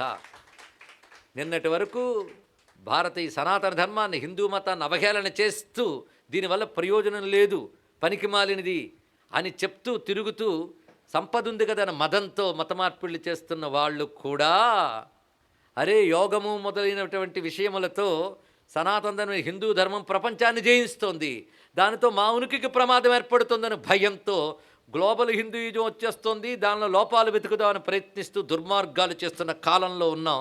మన యువత ముందు తెలుసుకోవాలి, ఇంత గొప్ప యోగ విద్య ఇచ్చినది హిందూ మతం, అందులో పుట్టడం మనం చేసుకున్న అదృష్టం తెలుసుకోండి. దీన్ని లాక్కుని వాళ్ళ మతాల్లోకి తెచ్చుకోవడం ఎలాంటిది అంటే, పులిని చూసి నక్క వాత పెట్టుకుంటుంది. ఎంత వాత పెట్టుకున్న నక్క అంటారు, కానీ పులి అనరు, తెలుసుకోండి ఇక్కడ. అందుకే ఇది తీసుకొచ్చి వాళ్ళ యోగాలకు అతికిస్తే లాభం లేదు. ఇక్కడ ధ్వజస్తంభం ఉంది కనుక మేము పెట్టేస్తాం, ఇక్కడ మొక్కుబళ్ళు ఉన్నాయి కనుక మేము పెట్టేస్తాం, ఇక్కడ తలలీలాలు ఉన్నాయి కనుక మేము పెట్టేస్తాం, మీకు అభిషేకాలు ఉన్నాయి కనుక మేము అభిషేక పండుగలు చేస్తాం, తైలాభిషేక పండుగలు చేస్తాం. ఇవన్నీ కూడా వికారమైన అనుకరణలు, ఇవన్నీ నక్క పెట్టుకున్న వాతలు. అంటే వాళ్ళ దాని మీద వాళ్ళకే నమ్మకం లేదు, ఇంకో దాన్ని లాక్కునే పరిస్థితి, దుస్థితి. ఇలాంటి క్షుద్రమైన వాతావరణాల మధ్యలో ఉన్నాం మనం ఇప్పుడు. కానీ ప్రపంచం కళ్ళు బైర్లు కమ్మేటంత గొప్ప విజ్ఞానాన్ని ప్రకాశింపజేసిన యోగ సంస్కృతినిచ్చినటువంటి గీతకు నమస్కారం చేసుకుందాం. పూరకం కుంభకం చైవ రేచకం తతోభ్యసేత్. దీనివల్ల ఏం జరుగుతుంది అంటే క్రమంగా ప్రాణాభ్యాస యోగం తెలుసుకుంటే ఇక్కడే అతీతారాగత జ్ఞానీ తతస్యా జగతీతలే. భూమి యందే భూత భవిష్యద్వర్తమాన జ్ఞానం కూడా లభిస్తుందండి. అంత శక్తి దానికి ఉందిట. అలాగ ప్రాణాయామాలు ఎన్ని రకాలు ఉన్నాయో తెలుసా? ఇటు తిప్పటి వదలడమే మనకు తెలుసు. కానీ ఎన్ని రకాల ప్రాణాయామాలంటే ప్రాణాయామై ద్వాదశభి ఉత్తమై 13 రకాల ప్రాణాయామాలు ఉన్నాయి. అందులో ఒక్క ప్రాణాయామం ముక్తికి పనికొస్తుంది. ఒక్కటి చూడండి. మిగిలినటువంటివన్నీ చేస్తే రకరకాల అద్భుతాలు సాధించవచ్చండి. భూమితో చెయ్యాలి. అవన్నీ కూడదని చెప్పట్లేదు. ఎందుకంటే మనం ప్రపంచానికి బ్రతికి పనికొచ్చేటట్టు ఉండాలి. ప్రపంచంలో అద్భుతాలు సాధించాలంటే ఇన్ని రకాలు చెయ్యాలి. వ్యవహార ప్రపంచంలో కూడా అద్భుతాలు సాధించడం కోసం యోగంలో పతంజలి ఇన్ని రకాలు చూపించాడు. అవి చెయ్యవచ్చు. చేసి ప్రపంచానికి అద్భుతాన్ని మనం అందించవచ్చు. ఎందుకంటే పరికరాల వల్ల, యంత్రాల వల్ల సాధించలేని అద్భుతాలను యోగశక్తి వల్ల, తపశ్శక్తి వల్ల సాధించవచ్చని ఋషులు ఈ ప్రక్రియ వల్లనే రుజువు చేశారండి. తెలుసుకోండి. అరే మనిషిలో ఫలానా రోగం ఉందని తెలుసుకోవడానికి ఎన్ని కోట్ల ఖరీదు పెట్టి యంత్రాలు తయారు చేస్తున్నామండి ఇక్కడ. పైగా అది ఇంత చేస్తే ఒక రోగం గురించి. ఇలాంటి పరిస్థితులు. అలాంటిది యోగశక్తి తపశ్శక్తి వల్ల ఏర్పడ్డ ఒక ఇన్ఫ్యూషన్, ఒకనొక ప్రజ్ఞ వల్ల వ్యక్తిని చూస్తేనే రుగ్మత చెప్పగలిగినటువంటి శక్తి తపశ్శక్తి వల్ల వస్తుంది. అందుకే భారతదేశంలో ప్రతి విద్యకి తపస్సు అనేది ఒకదాన్ని చూపించారు. తపస్సు యోగముతో ఉంటుంది ఇక్కడ. అది మంత్రముతో కూడిన యోగం, మంత్రయోగం ఇత్యాదులన్నీ కూడా సాధ్యమవుతాయి. అది గమనించవలసిందే. అందుకే ఉపాసనా విద్యలకు కూడా గ్రహించవచ్చు. కానీ అన్ని ఉపాసనలు మోక్షం కోసమే నిజమే కావచ్చు. కానీ దానిలో ఉండే ఇతర ప్రయోజనాలు కూడా నిర్లక్ష్యం చేయకూడదు. ఆ నిర్లక్ష్యం వల్ల ఏమవుతుందంటే హైందవ ధర్మంలో ప్రపంచాన్ని పనికొచ్చేవేం లేదు, అంత వైయక్తిక మోక్షం గురించి చెప్పారు కానీ సమాజ క్షేమం గురించి చెప్పలేదు. ఇక్కడ చెప్పినంత అద్భుతాలు ఎక్కడా చెప్పలేదండి. ఇది తెలుసుకోవాల్సినది. ఎన్ని అద్భుతాలు సాధించారండి. ఎలాంటివి? సమాధి స్థితిలో ఉంటే ఆహారం లేకుండా సంవత్సరాల తరబడి నిశ్చలంగా ఉండు, ఆ తర్వాత బయటకు వచ్చినప్పటికీ పూర్ణ ఆరోగ్యంతో ఉన్న వాళ్ళు నేటికి ఉన్నారండి. ఇలాంటి అద్భుతాలు సాధించింది యోగం. ఆ యోగ మార్గాల్లో ఉన్న మహాత్ములు ఎందరందరూ ఉన్నారు. అందుకే యోగంలో ప్రధానం ప్రాణాయామం, దానికి ముందు యమనియమాసనాదులు, దాని తర్వాత సిద్ధించుకుంటే 12 రకాల ప్రాణాయామాలు ఉన్నాయి. అందులో ఉత్తమైర్ ధారణా మత యోగస్తు ధారణే ద్వేష్యాత్ యోగీశస్తేన తే సదా అభ్యసేత్. 12 విధాలైన ప్రాణాల్లో ధారణ అనేది చాలా ప్రధాన సుమ. ఈ ధారణ మళ్ళీ 2 రకాలుగా ఉంటుంది. ఈ 2 రకాల ధారణ వల్ల యోగ సిద్ధి లభిస్తుంది. అందుకే ఇంత దేనికి ఎక్కడ ప్రారంభించో మర్చిపోవద్దు. మొదట్లో ఏముందో కానీ ఇవాళ యోగా ప్రారంభించే గురించి భలే ఉత్సాహంగా ఉందండి. అంతకుముందు అంతర్నిష్ట, అంతఃప్రకాశ, అంతఃసుఖ అన్నాడే, దానికై ఇదంతా కూడా. ఏవం యక్కురితే రాజన్ త్రికాలజ్ఞస్స జాయతే. ఇలా చేసేవాడు త్రికాలవేత్త కూడా అవుతాడు సుమా. క్రమంగా బ్రహ్మరూపం జగత్సర్వం పశ్యతి స్వాంతరాత్మని. తనయందే సర్వజగత్తుని బ్రహ్మరూపముగా చూడగలడు. అదేవిధంగా జగత్తు యందు తన ఆత్మరూపమైన బ్రహ్మమని చూడగలడు. ఏవం యోగస్య సన్యాస సమాన ఫలదాయినౌ. ఈ విధంగా యోగము సన్యాసము కూడా సమఫలదాయకం అవుతున్నది. అయితే ఇంత మనస్సును నిలబెట్టడం దేని యందు? మళ్ళీ చెప్తున్నా, చెప్పండి. ఇంతమందిలో ఎంతమందేనా ఇదేనా నా యోగం? అంతర్నిష్ట దేని యందు? బ్రహ్మమునందు. వాడెవడు? నేనే అన్నాడు గణపతి. అంటే నా యందు మనస్సు నిలబెట్టే ప్రక్రియది. ప్రాణాయాది ప్రక్రియలతో చెయ్యు. నేనెవర్ని? నా యందు ఎందుకు మనస్సు నిలబెట్టాలి అంటే జంతూనాం హితకర్తారం కర్మణాం ఫలదాయినం మాం జ్ఞాత్వా ముక్తిమాప్నోతి త్రైలోక్యస్యేశ్వరం ప్రభుం. నన్ను సర్వభూతములకు హితం కలిగించేవాడిగా, కర్మఫల ప్రదాతగా, ముల్లోకములకు ఈశ్వరుడిగా, ప్రభువుగా అంటే సర్వసమర్థుడుగా జ్ఞాత్వా తెలుసుకున్నవాడు మాత్రమే ముక్తి పొందగలడు. అంటే నా గురించి సంపూర్ణమైన ఎరుక కలిగినవాడు ముక్తి పొందుతున్నాడు. ఆ ఎరుక ఎప్పుడు కలుగుతుంది? నా యందు రతి నా యందు నిష్ఠ కలిగినప్పుడు నా ప్రకాశము నా ఆనందము లభిస్తాయి. అది కలగడానికై ముందు బహిర్విషయముని జయించుతూ బహిర్విషయ జనితమైన కామక్రోధాలను నిగ్రహించుకుంటూ దానికి సాధనగా స్థిరాసనంపై కూర్చుని ప్రాణాయామ పరాయణుడివై అంతఃకరణాన్ని నా యందు నిలిపి ప్రయత్నం చేసి నన్ను పొందగలవు. ఆ నేనవన్నీ జంతూనాం హితకర్తారం కర్మణాం ఫలదాయనం మా జ్ఞాత్వా ముక్తిమాప్నోతి త్రైలోక్యస్య ఈశ్వరం ప్రభుం అని తెలియజేసి, కనుక నాయనా చెప్పింది సారం అర్థమైంది కదా. కర్మ అంటే ఏమనుకున్నావు మళ్ళీ? అవునండి, నేను ఆఫీసులో చేస్తున్నది కదా. శ్రౌతస్మర్త అని కర్మ అని ఫలం నేచ్చన్ సమాచరేత్. ఎక్కడ మరొక దాన్ని డౌట్ ఉంచలేదండి. ఇంకోటి నువ్వు అన్వయించుకోవడానికి అవకాశం ఇవ్వలేదు ఆయన ఉదయం చెప్పేశాడు. శ్రౌతస్మార్త అనే కర్మ అని ఫలం నేచ్చన్ సమాచరేత్. శ్రౌతస్మార్త కర్మలని అంటే శాస్త్రమునికి విధించిన కర్మలని ఫలాకాంక్ష లేకుండా చెయ్యు. శస్తస్య యోగి రాజేంద్ర అక్రియాత్ యోగమాశ్రియాత్ ఆశ్రితాత్ ఇంద్రియార్థాంశ సంకల్ప్య కుర్వన్ స్వస్య రిపుర్భవేత్ ఏతాననిచ్చన్య కుర్వన్ సిద్ధిం యోగి చ సిద్ధ్యతి. ఒక్కడు తెలుసుకో, కర్మ ఎప్పుడు శత్రువు అవుతుందంటే ఇంద్రియ సుఖానుభవం కోసం చేసిన కర్మ నీకు శత్రువు అవుతుంది. కోరికలు లేని కర్మాచరణ సిద్ధినిస్తుంది. కనుకనే సమబుద్ధి ఎలా అలవరుచుకోవాలంటే వీడు నాకు మిత్రుడు వీడు నాకు శత్రువు అని భావం తీసే. ఇది పెట్టుకుంటే ఎలా ఉంటుందంటే ఒకడి మీద మిత్రభావం కలిగింది అనుకోండి, వాడు ఏది చేసినా నీకు సమంజసంగా అనిపిస్తుంది. లోకంలో గమనించారో లేదు. దానితో నువ్వు సత్యాన్ని ఉన్నదున్నట్టు గమనించలేకపోతున్నావు. ఇది తెలుసుకోండి. శత్రుభావ మిత్రభావాలు నీ మనఃకల్పితములు. ఫలానాది నీకు చేసేడు గనక నువ్వు మిత్రభావమో శత్రుభావం తెచ్చుకున్నావు. అది నువ్వు ఏర్పరచుకున్న భావం. దానితో ఒక వ్యక్తిని చూసినప్పుడు వాడిని మిత్రుడు అనిపించినప్పుడు వాడు తిట్టినా నీకు మంత్రంలా కనబడుతుంది, క్షమించగలవు కూడా. శత్రువైన వాడు ఒక మంచి చేసినా చెడ్డగానే కనబడుతుంది. కారణం అక్కడిది కాదు, నీ లోపల రెండు భావాలు. మళ్ళీ సమత్వం పోయింది కదా, అప్పుడు నీకు సత్యం అలా కనబడుతుంది. కనుకని శత్రుమిత్రతాది భావములు కూడా నిగ్రహించుకోవాలి. ఎందుకో తెలిసింది కదా. ఇప్పుడు బ్రహ్మమును గ్రహించడానికి ఇవన్నీ పనికొస్తాయండి. సుహృత్వేచ రిపుత్వేచ ఉద్ధరే చైవ బంధనే ఆత్మనైవాత్మనో హ్యాత్మానాత్మా భవతి కశ్చన. ఇది తెలుసుకో. కానీ శత్రువు మిత్రువు ఎవడో బయట లేడు సుమా, నీకు నువ్వే మిత్రుడివి, నీకు నువ్వే శత్రువువి.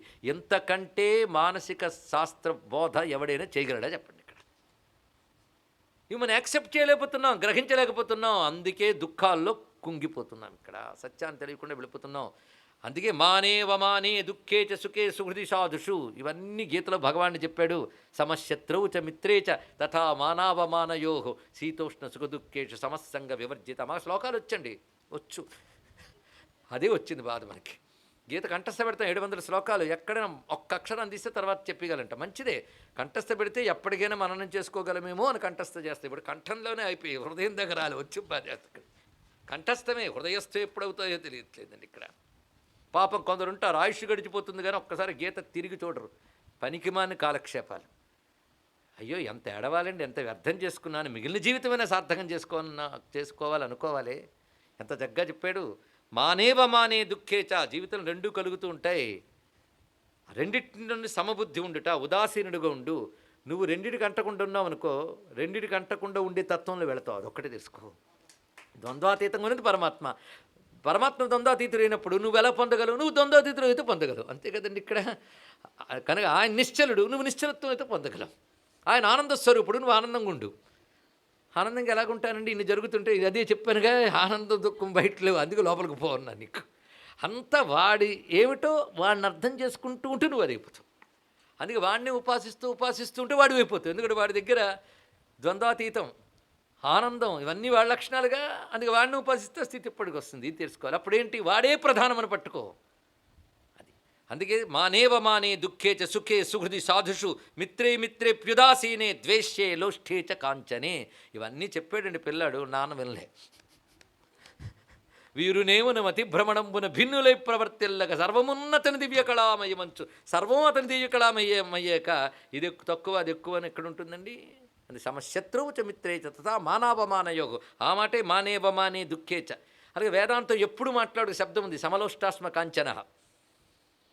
లోష్ట అస్మ కాంచన అని చెప్పడంలో మట్టి బంగారం అన్నీ ఒకేలా చూడగలిగిన స్థితి ఇక్కడ. సమోజితాత్మ విజ్ఞాని జ్ఞానేంద్రియ జయావహ. జ్ఞానేంద్రియ, కర్మేంద్రియ కాదు, జ్ఞానేంద్రియ జయావహ. కర్మేంద్రియాలు ఏంటంటే పిచ్చివి, పట్టుకో అంటే పట్టుకుంటుంది కానీ పట్టుకో అన్నది జ్ఞానేంద్రియమే. కనుక జ్ఞానేంద్రియాన్ని జయించిన వాడు అభ్యసేత్ సతతం యోగం, నేను చెప్పిన యోగాన్ని సతతం అభ్యసించాలి. ఇవాళ వింటే వచ్చేది అది ఇక్కడ, సతతం యోగాభ్యాసం చేయాలి.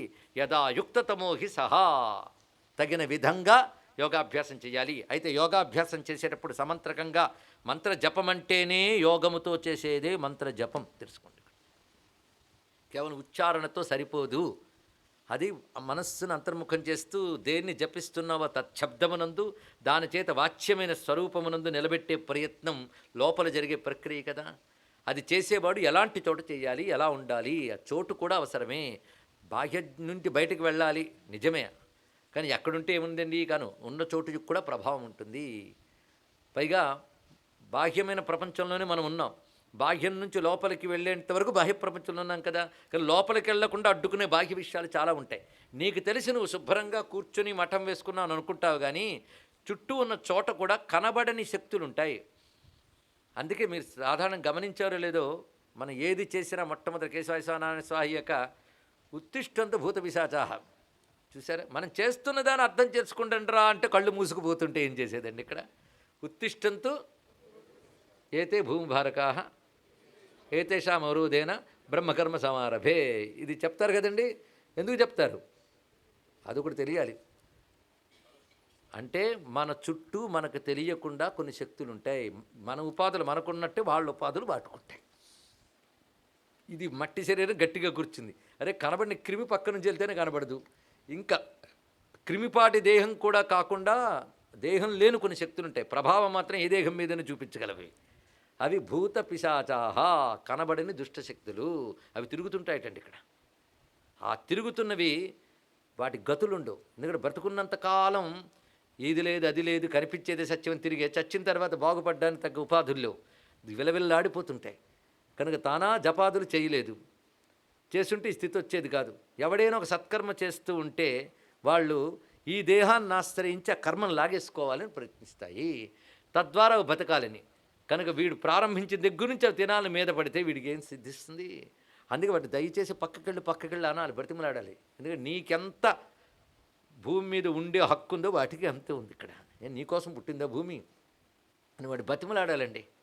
అపసర్పంతు తే భూత ఏ భూత భువి సంస్థిత, తర్వాత అండి ఏ భూత విఘ్నకర్తార తే నశ్యంతు శివాజ్ఞయా, అది చెప్పాలి. ఆయన పేరు చెప్తే పక్కకు వస్తాయి. ఆయన ఆజ్ఞతో నడుస్తున్నా పక్కకెళ్ళు గాకా అని స్మరించాలి. వాటికి నేను పని చేసుకుని బ్రహ్మకర్మ సమారభే, అవి పక్కకు పోతే నేను చేసుకోవాల్సిన పవిత్ర కర్మ ఏదో చేసుకుంటాను అని తింటాయండి. ఇది తెలుసుకోవాల్సినది ఇక్కడ. ఎప్పుడు తింటాయి అంటే చేస్తున్న పద్ధతిలో ఏదైనా లోపం వస్తే అంతవరకు చేసిన దాన్ని తినేస్తాయి. అందుకే రాక్షసుల్లో పుణ్యజనులు అనుకుంటారట. వాళ్ళ పని ఏంటంటే వాళ్ళ ఆహారం పుణ్యం. ఎవడో ఒక దీక్ష వహిస్తాడు, మధ్యలో ఎక్కడో చిన్న మోహంతో ఆచారం నుంచి బయటకు వస్తాడు, అది చాలు వాటికి. అంతవరకు చేసింది ఏమైనట్టు, ఇవి తినేస్తాయి. అది తెలుసుకోండి, ఇవి తినేస్తాయి. ఇక మనం అంతవరకు చేసిన వృధాయేనండి, వృధా కాదు, పాపం వాటికి వెళ్ళిపోతుంది అంతే. ఇక్కడ ఇంకా నీకు మిగలదు. అలాగే చేసేదే ఇంత సాధన, అది భూత ప్రేతాలు భోజనం అయిపోతుంటే మనం ఎప్పుడు ధరిస్తాం. అందుకే చోట్లు సరిగ్గా చూసుకోమన్నాడండి. కొన్ని చోట్లను కొన్ని ఆశ్రయించుకుని ఉంటాయి అని ఎక్కడ పెడితే అక్కడ కూడదు. మనకు చోట్ల పవిత్రం ఉండాలి. అతి తెలివికి పోయి అంతటా పరమాత్మయే కదండి ఏం పోయింది అని గొప్ప మాట్లాడదు. నీకు ముళ్ళ సీటు వేసి కూర్చోబెడతారు, కూర్చోగలవా అంతా పరమాత్మే అని. అక్కడ మాత్రం ముళ్ళు పువ్వు కావాలి, అది గుచ్చుకుంటుంది, జాగ్రత్త. ముళ్ళులో కూడా పరమాత్మను చూడగలిగినప్పుడు ఆ మాటను. సిద్ధపురుషుడు ఆడాల్సిన మాట సాధన దశలో మాట్లాడరాదు. సాధన దశలో అన్నీ చూసుకోవాలి. కానీ ఏ చోట్ల యోగం చేయాలో చెప్తున్నా. యోగం అంటే ఇందాక చెప్పిన ప్రాణాయామం మాత్రమే కూడా మంత్రయోగ హఠ అన్నీ కలిపే ఇక్కడ యోగం అని చెప్తున్నాడు. ఇక్కడ ఈ యోగం లేనప్పుడు భక్తి లేదు, జ్ఞానం లేదు. భక్తికైనా జ్ఞానానికైనా ఈ యోగం ఆధారం. పరమాత్మ కావాలనుకునే వాడు ఇచ్చేస్తాడండి. ఇక్కడ ఎలాంటి చోటు ఉండాలంటే తప్తశ్రాంతో వ్యాకులో వా క్షుధితో వ్యగ్రచిత్తక. ముందు మనస్సులోని చెప్పాడు, బయట చోటు కంటే మనస్సు ఇలా ఉండాలి, ఉంటేనే పనికొస్తుంది. తప్త ఎప్పుడు దేనికో తాపం పొందిపోతూ అంటే కోపంతో మండిపడిపోతూ బడలిక పొందినప్పుడు వ్యాకుల పాటు కలిగినప్పుడు యోగానికి సిద్ధపడుకుని, అందుకే యోగా మానేశానండి అన్నాడు. ఇవి మానడు అనమాట. తెలుసుకోండి ఇక్కడ. అంటే కోపం ఉన్నప్పుడు చెయ్యకూడదండి. ఒక మాట అంటాడు మహానుభావుడు బసవేశ్వరుడు, క్రోధి చేసే అభిషేకం రక్తాభిషేకం అన్నాడండి. ఇక్కడ కోపంతో శివుడికి అభిషేకం చేసిన కోపం ఉండు రమణి పూజ దగ్గర ఇంత చేస్తా ఉండు. పువ్వులు వేస్తున్నాం, మధ్యలో పూజలు మాట్లాడకూడదు కదా, అందుకే అభినయం అనమాట అక్కడ. వాడు చేసేది ఏమిటి? అరే నువ్వు నిజంగా అక్కడ ఆవాహన చేసి ఆవాహయామి తాందేవి అని అక్కడ ఆవాహన చేసేస్తావు, ఇటు ఏమో వీడి మీద వాడి మీద కోపం, మధ్యలో ఫోన్ చూసుకోవడం. ఆ లీలలు కూడా ఉంటూ ఉంటాయి. ఇంకా అక్కడ భగవంతుడు ఉన్నాడని స్పృహ లేనప్పుడు ఎలాగూ ప్రత్యక్షం కాడు, కానీ అక్కడ ఆవహింపజేసుకున్నావు అంటే ఆయన ఉన్నాడని భావమైనా తెచ్చుకోవాలి కదా. అరే మీ ఇంటికి మనిషి, పెద్ద మనిషి వస్తేనే ఫోన్ స్విచ్ ఆఫ్ చేసుకుంటావే, అక్కడ భగవంతుని పెట్టినప్పుడు అది పక్కన పెట్టుకోకపోతే ఇంకెందుకండి ఇక్కడ. అలాంటి వ్యాకుల చిత్తం ఉన్నప్పుడు, వ్యగ్ర చిత్తక మనసు అటు ఇటు చెదిరిపోతున్న సమయంలో, వ్యాకులత్వం కలిగినప్పుడు, శ్రాంత అలసట బాగా ఉన్నప్పుడు, మండిపడిపోతున్న కోపంతో, అప్పుడు యోగము చెయ్యరాదు, యోగాభ్యాసము కూడదు అని చెప్పాడు ఇక్కడ. అటువంటిప్పుడు ఊపిరిలో కూడా తేడాలు వస్తాయి. అందుకే ఇవన్నీ చాలా జాగ్రత్తగా ప్రశాంతంగా కూర్చోవాలి. ప్రశాంతత కోసం యోగం చేయాలి, ప్రశాంతత లేకపోతే యోగం చేయకూడదు అంటే అర్థం. కొంతైనా నువ్వు ప్రశాంతత తెచ్చుకొని ప్రయత్నిస్తే పూర్ణ ప్రశాంతత అధిస్తుంది ఇక్కడ. ఇది తెలుసుకోవాల్సింది. అదేవిధంగా క్షుధిత, ఆకలితో ఉన్నప్పుడు యోగం చేయకూడదు. ఈ ఉపవాసాలు వాళ్ళు చాలా తెలుసుకోవాలండి ఇక్కడ. అదేదో ఉపవాసాలు చేస్తే మోక్షం టపీమని దేవుడు కురిపించేస్తాడు, మనం కడుపు మార్చుకుంటే ఆయనకి సంతోషం అండి ఇక్కడ. అర్థం పర్థం లేని ఉపవాసాలు ఎక్కడ ఏ శాస్త్రంలో ఉండవు, ఊరికనే చేసేస్తుంటారు. ఇవాళ ఆదివారం, ఇది బుధవారం, సోమవారం, ఎవడు చెప్పాడండి ఇక్కడ. ఏదో ఒక వ్రతం పడి ఏదో ఒక రోజు, అది ఒక నియమం, ఒక పద్ధతి. ఉపవాసం ఎలా చెయ్యాలో కూడా నియమం ఉంది. జలాదులు కూడా స్వీకరించకుండా ఉపవాసం మా సామాన్య మానవులు చెయ్యరాదు. అసలు గృహస్థికి అన్ని ఉపవాసాలు లేవుట, శాస్త్రం చెప్తుంది. తాడేపల్లి రాఘవ శాస్త్రి గారు చెప్తారండి.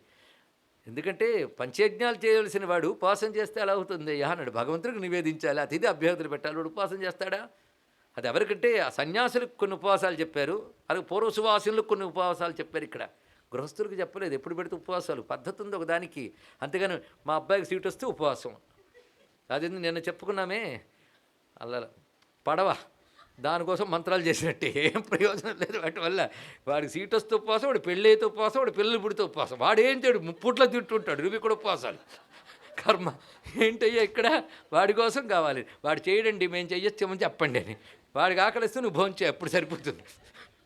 ఇదేంటండి, వీడికి ఆకలిస్తేనేమో వీడే తినాలట, కానీ వీడికి కష్టం వస్తే వాడు జపం చేయాలట. ఏం దౌర్భాగ్యం అండి ఇక్కడ. ఇలాంటి వాడికి ముక్తి ఎక్కడొస్తుందండి? వాడి ముక్తి ఏ జీవుడికి ఆ జీవుడే. నీ బదులు మీ అమ్మ జపం చేస్తే ముక్తి రాదు, సిద్ధి రాదు. తెలుసుకో ఇక్కడ, ఇది గ్రహించవలసినది ప్రధానమైన అంశం. నీ బదులు వాడు భోజనం చేసినప్పుడు నీ ఆకలి తీరిపోతే అప్పుడు ఫలిస్తుంది. ఇంత కూడా తెలుసుకో ఇక్కడ. ఇవి తెలియక ఇష్టానుసారం వాళ్ళు చేసేళ్ళని సరిపోతుంది ఇక్కడ, కనిపిస్తుంటాయి. అందుకే జాగ్రత్త పడాల్సిన విషయాలండి ఇక్కడ. అందుకే వ్యగ్రచిత్తత కూడదు. అలాగే ఎక్కువ చలి కానీ ఎక్కువ వేడి కానీ ఉన్న చోట చెయ్యరాదు. అందుకే నీకు సానుకూలమైన వాతావరణం ఏర్పరచుకోవడం తప్పేం కాదు. మరి శీతోష్ణ సుఖాల్లో సమంగా ఉండమన్నారు కనుక నేను వేడి ఉన్నా సరే ఏసీ వేసుకోకుండా చేస్తానంటే అని కాదు. నీకు ఏది సాధనకు అనుకూలం ఉందో ఆ వాతావరణం ఏర్పరచుకోవచ్చు. అందుకే కాలే అతిశీతే అత్యుష్ణేవా అనిలాగ్నియంబు సమాకులే. ఎక్కువ గాలి వీచే చోట, అగ్ని రగిలే చోట, ఎక్కువ నీటి తాకుడు ఉండే చోట్ల చేయరాదు. సధ్వనావు, ఎక్కువ ధ్వని ఉండే చోట్ల చేయరాదు. అలా పాడుబడిన కొట్టాలలో చేయలేదు. అతి జీర్ణస్థానే, పాడుబడిన కొట్టాల్లో చేయరాదు. అదేవిధంగా నిప్పులు బాగా మండే చోట చెయ్యరాదు. అంతేగాని అగ్నిహోత్రం దగ్గర కాదండి. అగ్నిహోత్రం సంస్కరింపబడిన చోట కనుక అక్కడ మాత్రం గొప్పదే, దీపం వెలిగించి కూడా చేయవచ్చు. కానీ నిప్పులు రగులుతున్న చోట చేయరాదు.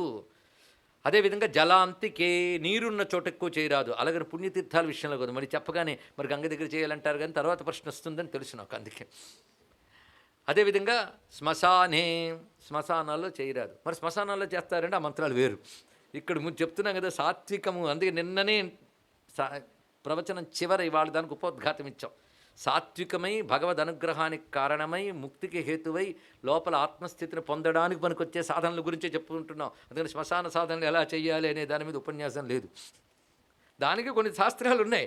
శ్మశానాల్లో అగ్నిహోత్రం దగ్గర కూర్చోవడం, శవాల మీద కూర్చోవడం, అక్కడ అర్ధరాత్రి వెళ్ళి జపాలు చేయడం ఏవో ఉంటాయి కానీ వాటికి ఇక్కడ స్థానం లేదు వాడికి ఇక్కడ. అందుకే కూపకూలే శ్మశానేచ, బావిగొట్టు దగ్గర శ్మశానాల వద్ద అలా గోడల మీద కూర్చొని చేయరాదు. బిత్తౌచ మర్మరే, మర్మరధ్వనులు అంటే ఎండుటాకులు చప్పుళ్ళు మొదలైన ఉన్న చోట్ల చెయ్యరాదు. అదేవిధంగా ఎవడూ నివసించని పాడుబడినటువంటి చైత్యములు యందు అంటే శిలా నిర్మాణములు యందు చేరదు. ఎక్కడో ఒక రాతి నిర్మాణం పాతకాలం ఉంది, ఎవడు నివసించరు. అక్కడ ఎవడు రాడు కదా అని అక్కడ జపం చేస్తే పిశాచాలు అక్కడ కాపురం ఉంటుంటాయి. జాగ్రత్త, అక్కడ ఫలించదు. అందుకే అలాంటి చైత్యాల్లో చేరు. సవల్మీకే పుట్టలున్న చోట్ల చేయరాదు. వాడు జపానికి సమాధికి పుట్టలు కట్టచ్చు, కానీ పుట్టల దగ్గరికి వెళ్ళి వాడు జపం చేసుకోరాదు. ఇక్కడ అంటే పుట్టలు పుట్టేటట్టు సమాధి ఎవడికి ఉంటుందండి, అది వేరే విషయం. కానీ పుట్టల దగ్గర సవల్మీకే దేశే, వల్మీకి దేశంలో పిశాచాది సమావృతే, పిశాచాదులు ఉన్న చోట. పిశాచాదులు ఎక్కడుంటాయి అంటే ఎక్కడ అనాచార దురాచారాలు ఉంటాయో అక్కడ పిశాచాలు ఉంటాయి. ఏ ఇంట అంటూ ముట్టు మైలా పాటించారో అవి అప్పటికే పిశాచగ్రస్తములు అయి ఉంటాయి కనుక అక్కడికి దీపం పెట్టినా, అక్కడొక జపం చేసినా అది ఫలించదు. దేవతలు పితృదేవతలు ఇద్దరూ రాండి ఆ చోటికి, తెలుసుకోవాలి. గృహము అనగానే అంటూ ముట్టు మైలా మొదలైన పాటించినప్పుడు గృహము, లేనిచో కొంపలు, కొంపలు పిశాచములకు ఇళ్ళు. ఇది తెలుసుకోవాలి. అందుకే పిశాచాదులు మసలడానికి అవకాశం ఇచ్చేదాన్ని అనాచార దురాచారములు వల్ల ఏర్పడతాయి. ఆ ఉన్నంతకాలం రామ అన్న కృష్ణ అన్న కూడా తరించము. ఇలాంటి నియమాలు ఉంటాయి కనుకనే మేము పక్క మతానికి వెళ్తామంటే అది అక్కడ ఉన్నదే పిశాచములు కనుక పర్వాలేదు, అక్కడ సరిపోవును. తెలుగు వాళ్ళగా సరిపోతుంది హోమ్లీగా, అందుకే నచ్చుతాయి కూడా. ఎందుకంటే అక్కడ ఇదే ఉంటాయి కనుక తప్పకుండా పోతూ ఉంటాయి. అందుకే పొలోమన అర్ధరాత్రి శ్మశానాల్లో దీపాలు పెట్టుకుని పండుగలు చేసుకుంటూ ఉంటే అవి ఏమిటో మనకు తెలిసిపోతున్నాయి కదండి. ఇక్కడ వాటి సమాధులు తోటల్ట, ఏం పేరులో అక్కడికి వెళ్ళి మీటింగుల్ట. అవి ఇక్కడ ఎవరంటే పిశాచాది సమావృతే. నేను చెప్పలేదండి, గణపతి చెప్తున్నాడు. నాభ్యసేత్ యోగవిత్ యోగం యోగధ్యాన పరాయణ. అది యోగధ్యాన పరాయణుడైన యోగవేత్త అక్కడ అభ్యాసం చేయరాదు. చేస్తే ఏమవుతుందండి, ఇదిగో ఇవి వస్తాయి చెప్తున్నాడు. స్మృతిలోపశ్చ, మెమరీ పోతుంది. మూకత్వం, బాధిర్యం, మూగతనము చెవిటితనము, మందత, బుద్ధిజాడ్యం, జ్వర, జడత, ఒకటి కాదు. జాయతే సద్యో దోషా జ్ఞానాధియోగిన. ఏతే దోషా పరిత్యాజ్యా యోగాభ్యసనశాలినా. అందుకే ఆచారం అనేది వచ్చింది ఇక్కడ. మళ్ళీ అందుకు ఆచారం వచ్చిందండి. సదాచారం పెద్దల ద్వారా తెలుసుకుంటూ ఇది పాటించాలి. ఏతే దోషా పరిత్యాజ్యా యోగాభ్యసనశాలినా అనాదరేహి చైతేషా స్మృతిలోపాదయో ధ్రువం. ఈ చెప్పిన విషయముల యందు అనాదరం కలిగితే స్మృతిలోపాదులు ధ్రువం కలుగుతాయి, ఖచ్చితంగా వస్తాయి సుమా. అంతేకాదు యోగి బాగా తెలుసుకోవాల్సింది, నా అతిభుంజన్ సదా యోగి, నా అభుంజన్ నాతి నిద్రిత, నాతి జాగ్రత్త సిద్ధిమేతి భూపయోగం సదాభ్యసన్. ఎక్కువగా తినరాదు యోగి. అంతేకాదండి, ప్రవచనం ముందు భోజనం చేశారండి తెలుస్తుంది. ఒకసారి మధ్యాహ్నం 2ంటికి పెట్టుకుంటామండి ప్రవచనం అంటారు. అప్పుడు ఉంటుందని భయం చెప్పేవాడికి వాడు వచ్చి కూర్చుంటాడు అప్పుడు శుభ్రంగా. అక్కడే కనిపిస్తుంది. ఇక్కడ తినేసి కూర్చుంటే వచ్చేది. యోగం మీద ఆసక్తి ఉన్నవాడు వీటన్నిటిలో జాగ్రత్త ఉంటాడు. దేనిలో? యోగం మీద ఆసక్తి. యోగం మీద ఆసక్తి ఎవరికి ఉంటుంది? ఈశ్వరుడి మీద ఆసక్తి ఉన్నవాడు. కానీ పరమేశ్వరుడు కావాలనుకుంటే ఆహార నియమం అవసరం. యుక్తాహార విహారస్య యుక్త చేష్టస్య కర్మసు యుక్తస్వప్నావబోధస్య యోగీ భవతి. భగవాన్ని చెప్పాడా లేదా? అది ఎప్పుడు మర్చిపోరాదండి. అందుకే నేను ఇంతసేపు జపం చేశాను, నిన్ను చేశాను కానీ ముక్తి పొందుతున్న భ్రమద్దు, ఇలా చెయ్యాలి. నా అతిభుంజన్ సదాయోగి, నా అభుంజన్, అతిగా తినరాదు, అసలు తినకుండా ఉండరాదు. చూసారా? నా అతి నిద్రిత, నాతి జాగ్రత్త, ఎక్కువగా మెలకువరాదు ఉండరాదు, అతి నిద్రకూడదు. జీవితంలో నిద్రకు కూడా పరిమితి ఉందండి. దాన్ని మించిపోయిందంటే అతి నిద్ర. అది వైద్యశాస్త్రమే చెప్తుంది, ఈ వ్యక్తి ఎంతసేపు నిద్రపోవాలి అనేదాన్ని చక్కగా చెప్తున్నది. కానీ ప్రాణాయామాది అభ్యాసం చేస్తే ఒక వ్యక్తి 8 గంటల కాలం నిద్రపోతే పొందే ఆరోగ్యం 2 గంటల నిద్రతో కూడా పొందవచ్చు. ఎవడు? ప్రాణాయామ పరాయణుడు. ఇవన్నీ వాళ్ళకి సాధ్యమవుతుంది. కానీ నువ్వు ప్రాణాయామ పరాయణుడు కాదు. అర్ధరాత్రి 1 గంట వరకు వేటుకో పరాయణుడు అయ్యి అప్పుడు పడుకుని ఉదయం పాపం రాత్రంతా కష్టపడ్డాడు కనుక 10 వరకు లేపరు తల్లిదండ్రులు. ఆ తల్లిదండ్రులు ఆ పిల్లవాడిని పాడు చేస్తున్నారని తెలుసుకోండి ఇక్కడ. ఎందుకంటే వాడు ఆరోగ్యంగా ఉండాలని తల్లిదండ్రులు అనుకోలేదు, అలసత్వం సోమరతను నేర్పుతున్నారు. అదే నా అతిభుంజన్ సదాయోగి, నా భుంజన్ నాతి నిద్రిత, నా అతి జాగ్రత్త సిద్ధిమేతి భూపాయోగం సదాభ్యసన్. ఇది ప్రధానంగా చెప్తూ సంకల్పజాన్ చజేన్ కామాన్. ఇది చేస్తున్నప్పుడు ఇది మర్చిపోరాదు. సంకల్పజనితములైన కామములను త్యజిస్తూ ఉండాలి. పరమాత్మ కావాలంటే వీటితో పాటు ఆహార విహార నియమాలతో పాటు నిద్రాహార నియమాలతో పాటు ఎప్పటికప్పుడు ఈ కోరికలు కలుగుతూ ఉన్న జయించుతూ నియతాహార జాగర, నియత ఆహార జాగర, ఆహారము మెలక విషయంలో నియంత్రణ కలిగి నియమ్య ఖగణం బుద్ధ్యా, ఖగణం అనగా ఇంద్రియ గణం, ఖమ్మనగా ఇంద్రియం పలుమార్లు చెప్పుకున్నాం. నియమ్య ఖగణం బుద్ధ్యా విరమేత శనై. ఆయనే చెప్పాడు, కానీ చెప్పారు కానీ వాళ్ళు చేశారండి ఏం లాభం లేదు, మీరు రేపు వచ్చి సాయంత్రం చెప్పనక్కర్లేకుండా శనైహి మెల్లగా సాధ్యమవుతుంది సుమా. తతస్తత కృషేదేతత్ ఎత్ర ఎత్ర అనుగచ్చతి. మనస్సు పరిగెడుతుంటుంది, నువ్వు పంచి అబ్జర్వ్ చేయి, అది ఎటు పరిగెడుతుందో రా అని వెనక్కి తెచ్చుకో. ఇది చేయాలండి. ధ్యానానికి కూర్చున్నప్పుడు మనసు ఎక్కడికో వెళ్ళిపోతుంది ఖచ్చితంగా. వెళ్ళినప్పుడు అబ్జర్వ్ చేసి వెనక్కి తెచ్చుకుంటూ ఉండాలి. ప్రారంభ దశలో వెనక్కి తెచ్చుకునే ప్రయత్నం చేయాలి. ప్రారంభ దశలో చాలా కాలం సాగుతుంది. అబ్బా పోటు పడలేక మానేశానండి ధ్యానం అన్నారు కూడా, మాని ఎక్కర్లే, ఓపిక పట్టాలి. కొంచెం అటు ఇటు పరిగెడుతున్నది తెస్తూ ఉంటే ఎలా ఉంటుందంటే, పోతుంటే లాగి తెస్తూ ఉంటే ఇంకది విసిగిపోయి కది కూర్చునిపోతుందండి ఇక్కడ. అలా చేయమన్నాడు. ధృత్యాత్మవశకం కుర్యాత్ చిత్త చంచలమాధృత. కానీ ఇంత యోగానికి గమ్యం చిత్తచాంచల్యాన్ని మాన్పి స్థిరంగా ఉంచడం. దేని యందు? అది ప్రయోజనం. పరమాత్మ యందు చిత్తాన్ని స్థిరంగా పెంచడానికే ఇది చెప్పారు అని చెప్తూ, ఏవం కుర్వన్ సదా యోగి పరాన్నిర్వృతి ముచ్చతి విశ్వస్మిన్ నిజమాత్మానం విశ్వంచ స్వాత్మనీక్షతే. అటువంటి వాడు ఆత్మయందే తనలోనే విశ్వాన్ని చూస్తాడు, విశ్వంలో తనను చూస్తాడు. అంటే కళ్ళు తెరిచినా బ్రహ్మమే, కళ్ళు మూసినా బ్రహ్మమే. ఒక ఆయన కళ్ళు మూసుకుని భగవంతుడు కనబడుతున్నాడండి అంటే బాగా సిద్ధి వచ్చేసింది అనమాట. కాదు, తిట్టేట్టు గురువు. కళ్ళు మూసుకుంటే కనబడుతున్నాడంటే కళ్ళు తెరిస్తే కనబడట్లేదు, ఇంకా సాధన చేయాలని ఆయన అన్నాడు ఇక్కడ. కనుమూయ కను తెరువ కాంచగల కాంతిగా ఉన్న నిన్నే నేను ఊహించుకొని చూడు, ముందు చేసుకో, తర్వాత ఆయన తెలుస్తాడు. అప్పుడు ఎలా తెలుస్తాడు? నభము భుపి వెలిగించు నాదమయ కాంతిగా దర్శనమిస్తాడు ఆయన. యోగేన యో మాముపైతి తముపై మ్యహమాదరాత్ మోచయామి నముంచామి తమహం మాం సనత్యజేత్. ఎవడైతే ఇటువంటి యోగముతో, అంటే నిన్న చెప్పిన దానికి కలుపుకోవాలండి, అన్నీ వదిలేసి ఒక్క ప్రాణాయామం పట్టుకుని బయటకు రావడం కాదు ఇక్కడ. దీనికి అంతరంగ బహిరంగములుగా చెప్పినవన్నీ పట్టుకుని ఎవడైతే యోగ సాధన చేస్తాడో వాడు నన్ను వదల్లేడు. వాడు నన్ను వదలడు. వాడు కావాలా, లోకం కావాలంటే లోకం అక్కడిది వాడే కావాలి. వాడితో పాటు లోకమైతే పర్వాలేదు, మొదటి దశ ఇది. వాడు కావాలా, లోకం కావాలా, వాడే కావాలి. మరి లోకం పోతే పోని ఒకటి వాడే కావాలని స్థిరమైపోయింది కదా, ఇంకా లోకం ఉందా ప్రశ్న లేదు, వాడే మిగిలిపోతాడు. అలాగ ఎవడైతే యోగముతో నన్ను వదలకుండా పట్టుకుంటాడో వాడిని నేను వదలను అని భగవంతుడు అభయం ఇచ్చారండి. ఎవడి విషయంలో భగవంతుడు వదలకుండా పట్టుకుంటాడు ఇప్పుడు తెలిసింది కదా. నాలుగు స్మరిస్తున్నాను, ఏం పట్టించుకోలేదంటే ఎవరిని పట్టించుకుంటా అని చెప్పాడు. మనం సరిగ్గా మాట పట్టించుకోలేదు, అది వచ్చింది. యోగేన యో మాముపైతి తముపై మ్యహమాదరాత్ మోచయామి నముంచామి తమహం మాం నత్యజేత్. ఎవడు యోగశక్తితో నన్ను పొందుతాడో నేను వాడిని ఆదరంతో వాడిని అనుసరిస్తూనే ఉంటాను. అందుకే మహాదేవ్ అనేవాడి వెనకాల నేను వెళ్తానని శివుడు చెప్పాడే అది. నన్ను విడవకుండా ఆశ్రయించేవాడిని నేను వదలకుండా బంధాల నుంచి ముక్తుని చేస్తాను. అంతేగాని ఎన్ని సంసార బంధాలు ఉన్నాయో, ఎన్ని జన్మ బంధాలు ఉన్నాయో మనకు అనవసరం. ఇటువంటి పద్ధతులు ఆయన యందు మనసు నిలిపితే, సాధన చేస్తున్నప్పుడు నిలిపే ప్రయత్నం, సాధన పూర్తయిన తర్వాత నిలబడ్డం, అది జరుగుతుంది ఇక్కడ. అటువంటి వాడిని నేను వదలను అని చెప్పడంలో ఉద్దేశం ఏంటంటే, ఆయన పట్టుకోవాలని తప్పిస్తూ నువ్వు ఇవి చేస్తూ ఉంటే ఆయన గమనించి అడుగడుగున సాధనలో నీకు సహకరించి తన ఒళ్ళో కూర్చోబెట్టుకుంటాడు. అది నీ పాట నువ్వు పడతారో చూసుకుంటాను అనడు. ఆయన మీద నువ్వు ప్రీతి కలిగి రతి కలిగి స్వామి నువ్వు కావాలయ్యా. కానీ ఏం చేయమంటావు? అలవాటైపోయింది చంచలత్వం, మనసు పరిగెడుతోంది, నిగ్రహించే ప్రయత్నం చేస్తున్నాను, నువ్వు నాకు అందివ్వకపోతే నేనేం చెయ్యనయ్యా. మదిలో చింతలు మైలలు మణుగులు వదలవు నీవవి వద్దనక. నువ్వొద్దంటేనే పోతాయి కానీ నేను వద్దంటే పోతాయా. అది కోరిన కోర్కెలు కోయని కట్లు తీరవు నీవవి తెంచక. భారపు పగ్గాలు పాపపుణ్యములు నెరుపునవోవు నీవు వద్దనక. అందుకే శరణాగతుడై ముందొక కొక్కు అక్కడ వేసి ఇక్కడ పట్టుకుని పైకి ఎగబాకాలండి ఇక్కడ.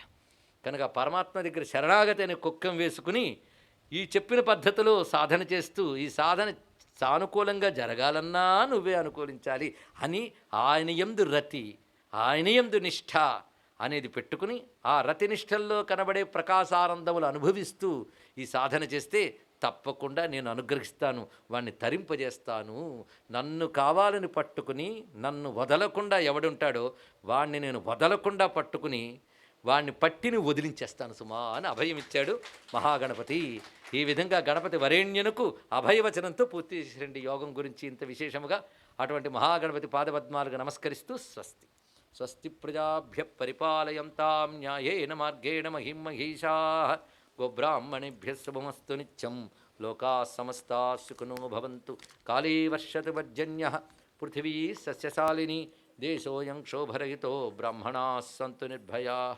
అపుత్రా పుత్రిణః సంతు పుత్రిణః సంతు పౌత్రిణః అధనా సధనా సంతు జీవంతు శరదాం శతం. మంగళం కోసలేంద్రాయ మహనీయ గుణాత్మనే చక్రవర్తి తనూజాయ సార్వభౌమాయ మంగళం. వేద వేదాంత వేద్యాయ మేఘశ్యామలమూర్తయే పుంసాం మోహనరూపాయ పుణ్యశ్లోకాయ మంగళం. సత్యసుఖస్వరూపాయ శివశక్త్యైక్యరూపిణి వల్లభా ప్రాణకాంతాయ శ్రీగణేశాయ మంగళం. శ్రీగణేశాయ మంగళం.